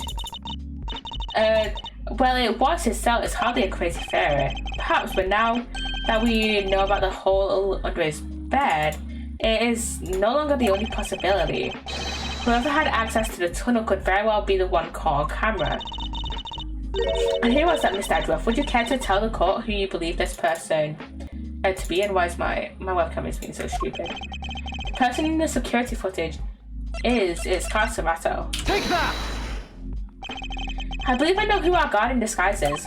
It is none other than Rocco Carcerato, the prisoner who recently escaped from this facility. I'm confident it is him because he was assigned a polar bear cub as his companion. But the bear in the video is all black, indeed, and we have evidence that explains why. The evidence that explains the polar bear's dark fur is... Oh! Frank said earlier that, about the mud making animals all black. Recall, if you will, Mr. Frank Sawitt's testimony. That's the rubber glove I dropped. Would you care to explain why it's so dirty? Of course. That's mud from one of the pet treatments I've been practicing. I was giving one of the animals a mud pack right when the incident happened. I see. Around what time would this have been? Let's see, the show had already started, so around 9 AM perhaps. The thing is, the more mud I applied, the more in the zone I got, and the darker the animal's fur became. There's no trance quite like the trance one enters when one slathers an animal with thick black mud. He has been very helpful, actually. Frank has been so helpful, which I wasn't expecting from the very first guy. Literally, this was our first culprit from the very first turnabout. First of all, I I was not expecting Frank Sowett to come up again in another case. I know shit. I was not expecting him to come up in another case. I thought it was a one and done character. Second, I was never expect that a murderer of what was her name? Cindy Stone? I'd never expect that a murderer would be so helpful in a murder case. Oh my god. While the circus performance was underway, he was given one of the animals a mud pack treatment. And that animal could have been, indeed, a polar bear. Mr. Edgeworth, your latest assertion simply introduces yet another contradiction. The footage from the security camera. I fully understand, Your Honour, and your doubts are entirely justified. Mr. Sowett mentioned applying the mud pack while the circus performance was underway, and this does indeed introduce a new contradiction concerning the security footage. It does? Yeah, let's put it this way. When would you expect the footage to have been recorded, Kay? If it was taken right after he applied the mud pack treatment, it should have been around 9 AM. In which case, something isn't right about the footage. Really? And what's that? What new contradiction does the security footage introduce relative to when it was recorded? The fucking time! The time! It's at 6 AM, not fucking 9. Mr. Sowett said he administered the treatment at around 9 AM, in which case the security footage should also show a time of around 9 at 9. However, the timestamp says 6:42. On the day of the murder, the prisoners all went to the yard to watch a circus, all except 3. Canis, who remained in his cell in maximum security, Sowett, who was administering a mud pack treatment in the workshop, and Rocco Carcerato, who had been awaiting that precise moment to put his escape plan into action. I believe he entrusted the bear to Mr. Sowett before entering the tunnel.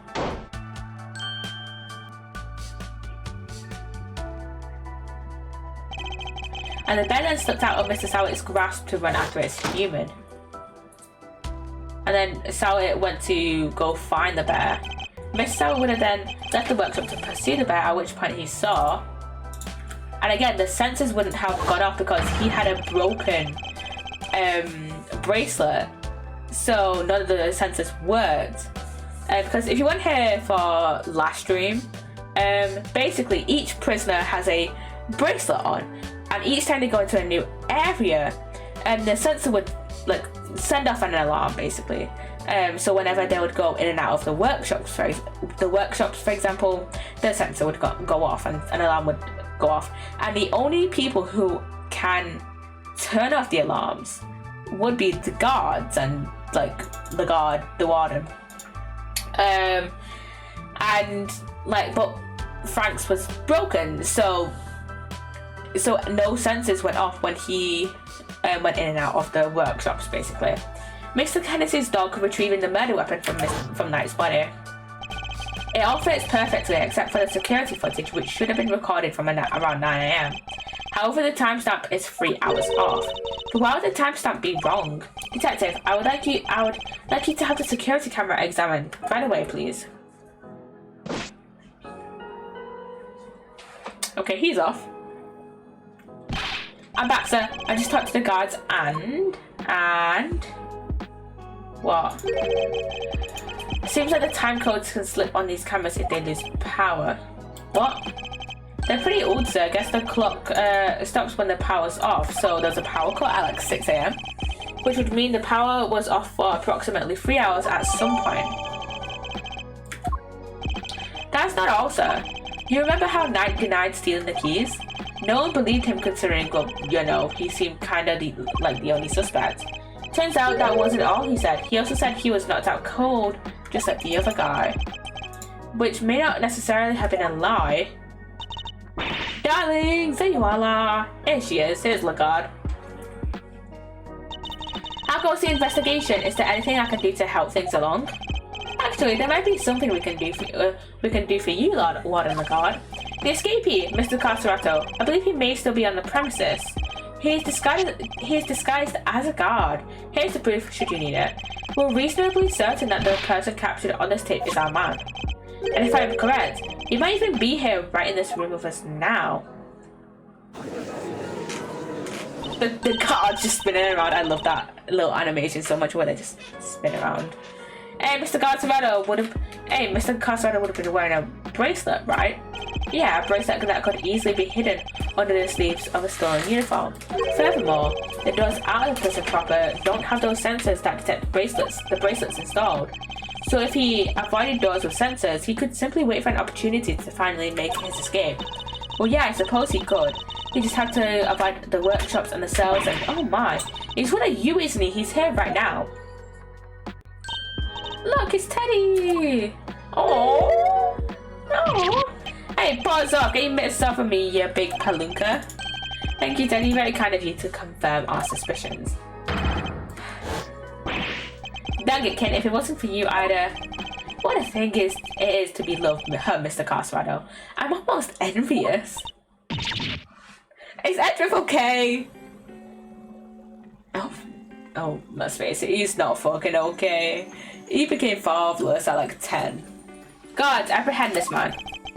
A moment, if you will. I have some questions for our would-be escapee. If we are to learn the truth, I will need to speak with him. With your permission, of course. I can hardly say no now, can I? Well, come on then, hit me with your best shot. Mr. Carcerado's escape route led directly into Knight's cell. So it's highly possible he has something to offer. My webcam is being so stupid today. Tell me what you were doing on the night Mr. Knight's body was discovered. Okay, we've got some more testimony. So it was you guys, sir. You're the ones who found my secret getaway tunnel, yeah? And you know how long it took me to dig that freaking thing? Probably weeks, at least. I had me a guard uniform, a hole dug, and a plan in place. So I went for it on the day you found the guy. But then this little guy just had to come right after me. The second fur was covered in mud too. I had to go back to our cell. I would have gone away with it if somebody hadn't off night and brought you bums down here. You claim to have dug that tunnel just now. How exactly did you do it? How? Used everything I could get my hands on, see. Hammers, spoons, you name it. Spent every dime I had on this cookamammy fixer. And what do I get to show for it now, huh? Do not be disheartened, friend. Tomorrow is another day. This is an outside chance. Mr. Carcerado and Knight met face to face just before Knight's death. I should see what other details I can extract from him. Okay. Time for a little testimony. Time for a little, you know, what's the word I'm thinking of? Cross-examination. That's the word I'm thinking of. I mean, they call it rebuttals in this game, but we all know them as cross-examination. The uniform was that from the fixer too? Sure was. Heard he had something on one of the guards. I had the guy swipe it from a pal's locker. And were you wearing it when you were crawling through the tunnel? Nope. When it got down it, had to hold on to it till I got to the holding cell. But once I was out of there and all dressed up, opening the cell door should have been a piece of cake. Here we go, I think. Freedom beckons. And then the furball head jumps up at me. But it would have been a moment captured on camera. I'd be grateful if you could add that to your testimony. Once I was out of that tunnel and all dressed up, opening the cell door should have been a piece of cake. What about the keys though? What about the keys? Where is it? Where are the keys? There. They're still missing. Unless he has them. That is a possibility that he just has the keys. You claim that leaving the holding cell would have been a piece of cake, as you put it. Yeah, you got a problem with that? Because we can make it a problem if you catch my drift. Even once you had reached Knight's cell, you still had another door to contend with. How exactly did you plan on opening it? I'm just gonna check this Discord ping really quick. Okay, there we go. Mr. Carcerado, I posit that leaving the cell would have been a piece of cake only because you had the key. I don't got no stinking key. And I didn't need one. It was a piece of cake because the door was open and walked right out. Yeah, I suppose Knight's cell. I didn't read all of that. Yeah, I suppose Knight's cell was vacant by that point. There would have been no reason to lock it. And it was indeed unlocked when I went to examine it for myself. So perhaps when you finally succeeded today, it truly was unlocked because it was after the murder. But you had attempted to escape previously. Yeah, the security footage shows when you tried and failed because Teddy caught you, which was during the circus performance before the body was discovered. The holding cell was still locked at the time because no one knew that Knight had been killed yet. Therefore, you must have had the key to a cell on you. Without it, your escape would not have been possible. Are you saying? Could he really have? I believe he could, yes. The theft of the keys was, in fact, perpetrated by none other than Mr. Castrado. He's the one who attacked the guard. But not just the guard, Knight too. All to gain possession of the guard's keys. It wasn't me, you lousy bum. I didn't even know this Knight guy. You didn't need to though. After you stole the keys, you went back to your cell to avoid suspicion. And then you waited for the perfect moment to escape. A moment when the prison would be almost deserted. That's right, the moment of the show. Just before the discovery of the body. Unluckily for you, that particular attempt was thwarted by your fairy friend. Says Hoo-ha, you got proof, genius? This ain't your win yet, nuh-uh. Knight knocks the guard out for the count and everybody knows it. Don't play games with me. Knight was as much a victim as the guard in this case. As a matter of fact, I have proof that Knight had been attacked in his cell. Is that it? That proves it? Indeed it does. Yeah, I think I see it. Very victim-y indeed. He doesn't understand shit, okay? Mr. Edgeworth, this piece of evidence is utterly meaningless. Really, yeah, that's what I meant to say. For fuck's sake. Funny you weren't here. I have to try and recall the evidence we found in Knight's cell. I want the fucking floor! The floor, the wet floor. There's nothing after all, huh? No, we have the floor. We have the wiped floor. We have the wiped floor. Yes. Where is it? Where the fuck is it? There. Take that! Yeah, specks of Knight's blood on it. We found traces of Knight's blood on the cleanly wiped floors of his cell. What could possibly explain such a thing other than him having been attacked? And it was you who attacked him. You ambushed the both of them and stole the keys. Classic Ace Attorney breakdown. Why I order? What's with you, huh? That newspaper wiped that blood up good. Ain't no way you should have found it. Okay, but why did you think you had to wipe it up anyway? If they checked Knight and the guard's hands, they would have seen those two never came to blows. But that blood gave up the whole game. Ain't no way they don't figure there was a third man in the ring. Plus, once they started sniffing around on the floor, they had found the tunnel in a heartbeat. So you wiped up the blood to buy yourself a little bit more time so you could wait for a better opportunity. Sadly, the opportunity you saw wasn't good enough to get you clear of prison, it seems. Now, hand over the keys. Right in the kisser. No, that cute little bear is so cute. I love it. And my webcam is being a dick. Anyways, I did 5 minutes. Killed by a lousy stinking bum. Fine, you want keys? Here, I hope you choke them. He's a fucking loser, innit? Overruled. Fuck you mean overruled? Wait a moment, if Mr. Castrado here had the keys... Indeed, Your Honor. Your theory relies on Knight having used the keys to allegedly stole to escape his cell. That was the only way he would have been able to enter Mr. Saint's cage and be moved to the workshop. Unfortunately for you, we now know that the real theory cannot possibly be true. Guess this changes things up a bit, yeah? Now the only person who could have moved Knight's body is the one person who knew about the tunnel, Castrado. You've got to be freaking. Mr. Castrado, you're under arrest. Come quietly now, pal. But you got the wrong guy. They didn't do nothing. Alright, fine. I knocked those two trumps out and I stole the keys. So after that, I went right back to my cell and waited for my moment. Next time I went to Knight's cell, there was nobody around. And I mean nobody. Plus his body was found in the workshop. You think I just magicked my way in there or something? I couldn't even have gone out of my cell. True. Indeed, you only had the key to Knight's cell. You couldn't have left your own cell back in the prison. But Mr. Canis's dog could. What? It was not you but Helmore who moved the body from your cell to the workshop. I get it now, you're saying he wasn't the only con in this conspiracy. Indeed, one can easily imagine that Mr. Carcerado and Mr. Canis might have worked together. Mr. Carcerado could have killed Knight and dragged him back to his cell. And then Mr. Canis's dog took him from there to the workshop. There are no restrictions on the animal's movement within the prison. Movement between the detention center and the prison proper, however, is tightly controlled. There was only one possible route, and only you could have taken advantage of that, Mr. Carcerado. How can you be so sure, huh? Maybe there's more to him, and more of them, and you just don't know. Something tells me that digging even a single tunnel wasn't arduous enough. You got that right. You tried scraping more than one hole in the dirt with a spoon. Fuck's sake, why is my webcam is being so dodgy? For like no reason. Come on, there we go. Look, fuck's sake. Lucky for me, I didn't have to dig the whole way. Somebody already did a bunch of the work for me.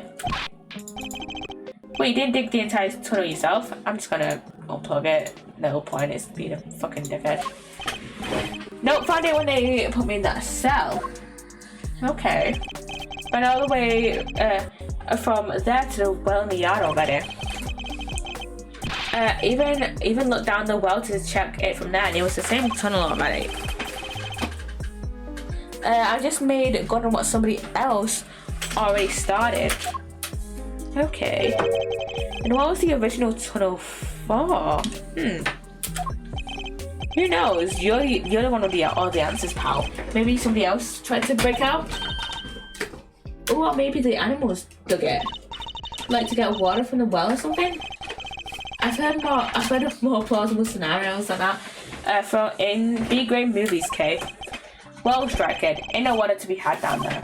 Though, come to think of it, I smell. Yeah, always smell kind of nice down there. Nice? Gee, I don't know. It smells sort of like dessert, I guess. Like cake? Like gumshoe smell earlier? A sweet scent. That sounds very familiar. Where did we come across a sweet scent before? Nice. Body.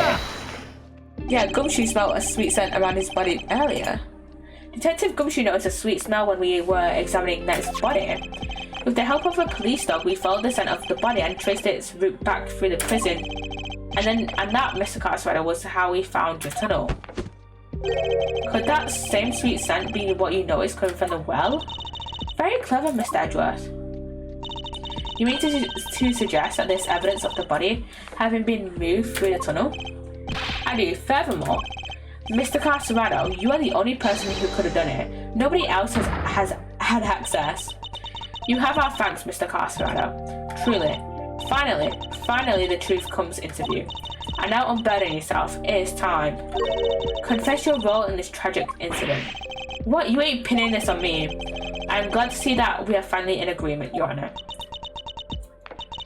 Oh, if only we were, Mr. Edgeworth. The fuck does that mean? Mr. Carcerado may have been an accomplice, but not Mr. Canis. No, he was working with Mr. Knight. Oh, fuck's sake, man. What do you mean? I do not believe that he moved Mr. Knight's body. Instead, I believe that he lent Mr. Knight the use of the keys he stole. You gotta be kidding me. I understand the scene, by the way. Granted, it seemed likely that he attacked Mr. Knight, and the ad has started, so I shall wait. But yeah, we'll probably finish this case next week. We do have one more part of this case, and then I don't know whether to start Turnabout Legacy next week or the week after. I mean, depending on, I might start it depending on how long the last part of the Captive Turnabout takes. In this case, in Turnabout Legacy, I think we have some sections where we play as Gregory Edgeworth. So yeah, which will be fun. It will be fun to play as Gregory. But yeah. Anyways. But yeah, it depends. It depends how long it takes us to do the last part of Captain Turnabout.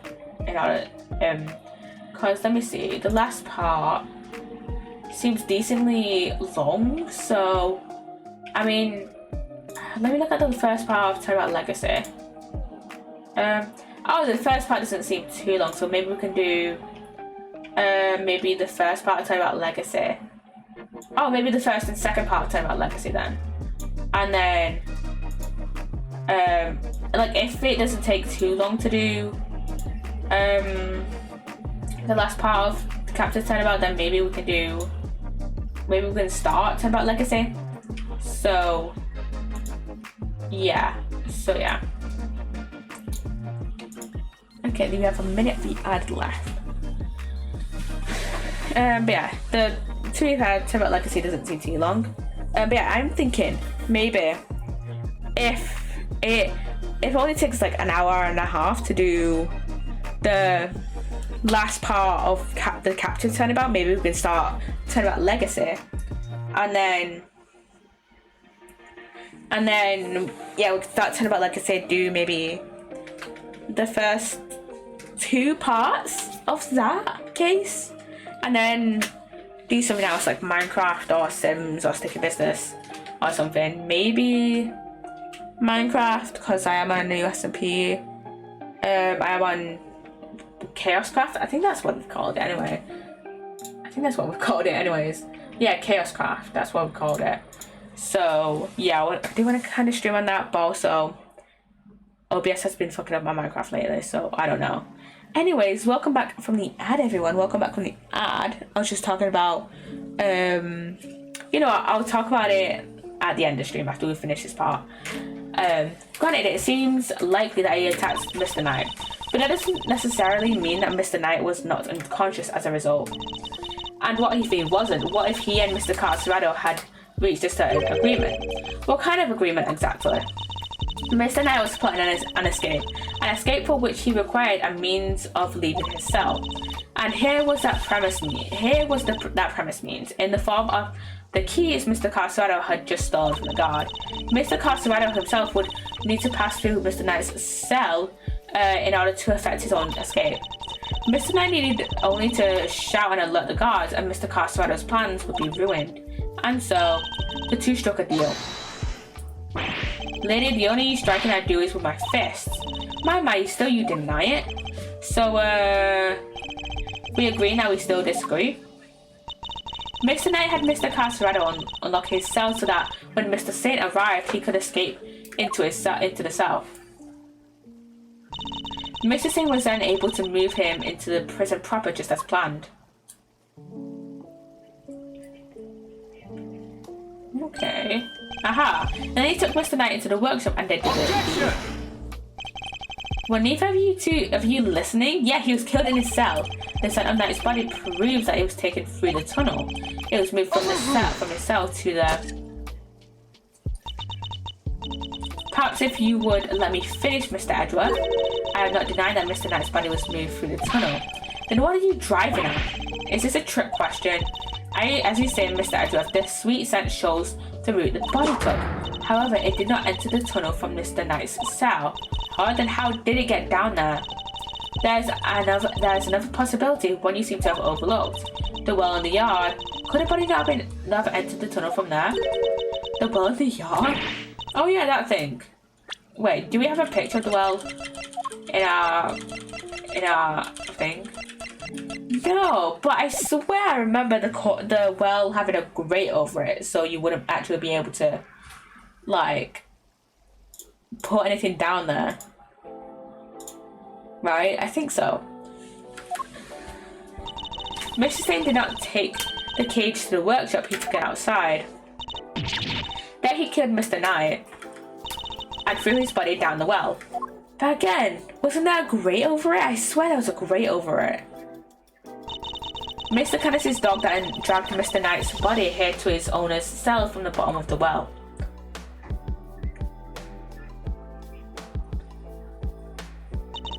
On that note, I would ask you to recall something. What was happening in the yard at the approximate time of the body's discovery? The show? The circus show, right? Regina and Simeon were performing for everyone.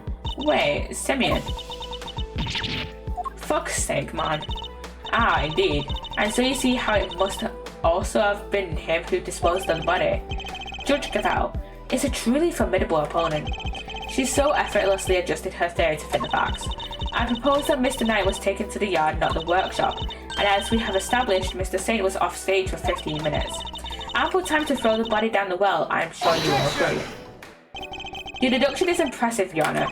However, even supposing that Knight's body was indeed thrown down the well, you cannot conclusively say that it was during the show. It could have happened at a different time. My sympathies, Mr. Edgeworth, but it simply could not have. What? Mr. Casterano was using the tunnel around the time the show began. Mr. Casterano, did you happen to trip over a corpse while you were down there? No, the place was clean. If the body had been at the bottom of the well before the show began, Mr. Casterano would have seen it. However, he saw no such thing.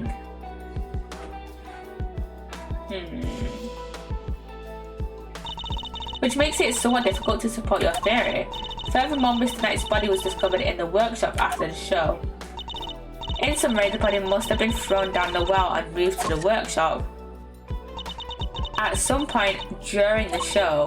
Tell me, who else could have done that but Mr. Saint? Fuck's sake. What do we do, Mr. Edgeworth? If the body did indeed enter the tunnel from the well, things don't look good for Mr. Saint. Still, Your Honor, your theory is still just that, a theory, and I posit that you lack evidence to back it up. I concede that for the moment, I do not. May I suggest that we investigate the yard again? Very well. May the goddess of justice go with you. Now then, to the yard. Perhaps we can finally put this case to rest. Oh fuck. What's that sound? Yikes, is there a fire? Did somebody else escape? Should we maybe skip town too? Darlings, please, there's nothing to be alarmed about. By which I mean that's not an alarm, it's the dinner bell.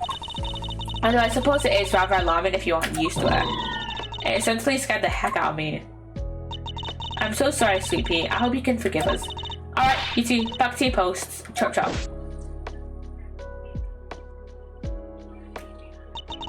And as for you, Rocco Casterano, it's time you went back to your room. Fine, I get the picture. Why not fucking send him to solitary confinement or something? What in the god? We'd like to take one more look around the yard now. Oh darlings, don't you have homes of your own to go back to? Visiting hours are over, I'm afraid. Tomorrow? No, it's imperative that we investigate it right away. I think we've had quite enough excitement for one day, don't you? Murderers, escapees. So eventful. It's time our guests went home to Betty Buyers, isn't it? Yes, it is. Fuck's sake. Come on now, darling. Don't make me bore you with all that. I'm the warden, this isn't all the nonsense. Warden Lagarde is right. Her word is law here, and we must respect her wishes. Mr. Edgeworth, your investigation of the yard will have to wait until tomorrow. You may keep your badge for now. The matter of your standing can wait. I bid you all good day. Well. And I think I just realized something. Wait a second. Give me a second. I'm looking at something.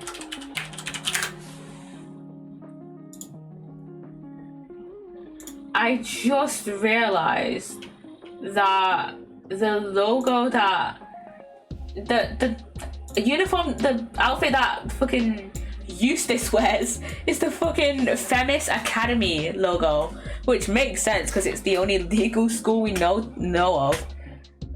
But like, still, I was like, I literally just realized that he went to the Femis Legal Academy. I mean, to be fair, there could be other legal academies, which is like why I didn't recognize it straight away. But then I was just thinking then, oh yeah, that's Femis Academy.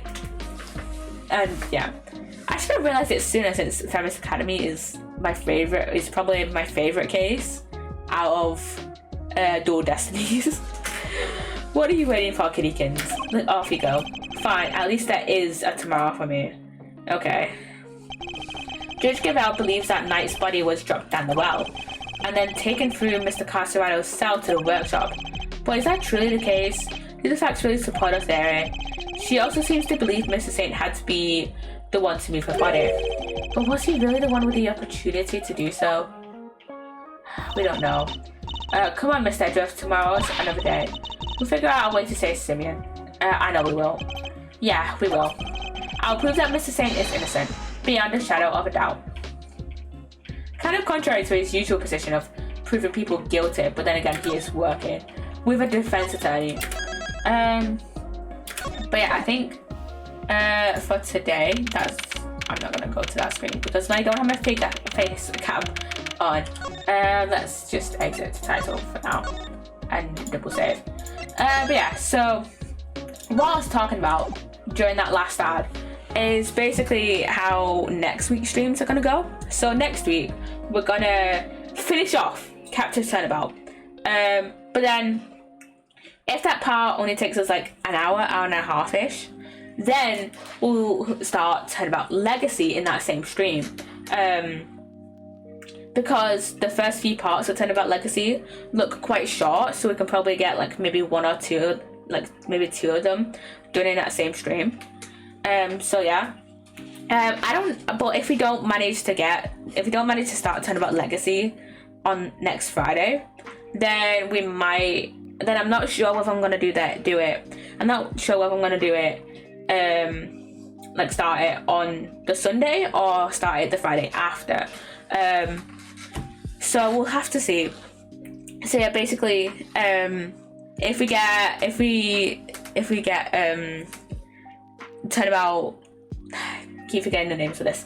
If we finish Captive Turnabout, which is this case, by next Friday, which we will, but if we get it done in like an hour and a half, maybe 2 hours, then we'll start Turnabout Legacy, and then we'll continue it on the Sunday maybe?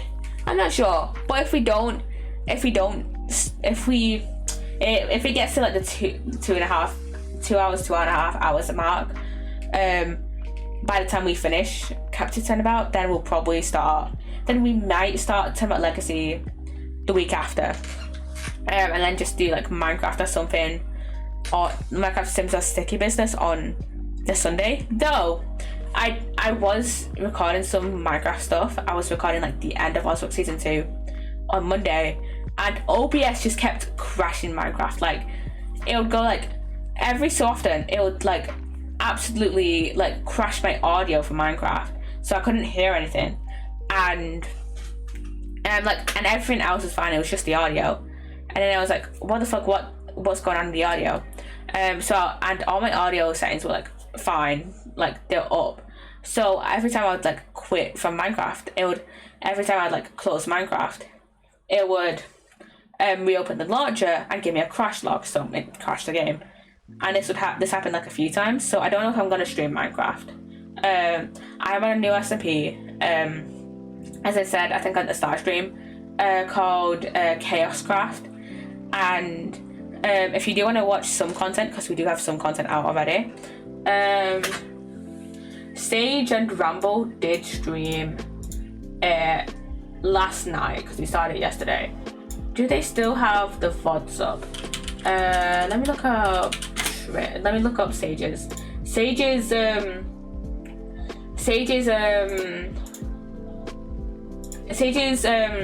Twitch is Tristful Bliss, by the way. And yes, the VOD is still up. Their streams crashed twice, by the way, which is why it'll appear as like 3 VODs. But yeah, they have the VOD from that on their Twitch. And then let me look at Ramble. Ramble's is Ramble TV _. And yes, they still have the VOD up from yesterday. Do I have Ramble as part as my suggested streamers? I don't know if I don't think I have Ramble on my suggested streamers thing. I'll add them on now. To suggested streamers. Do I don't know. Okay, I'll add them on now. Ramble TV _. There we go. I should really add Tombray to that as well, because he's also part of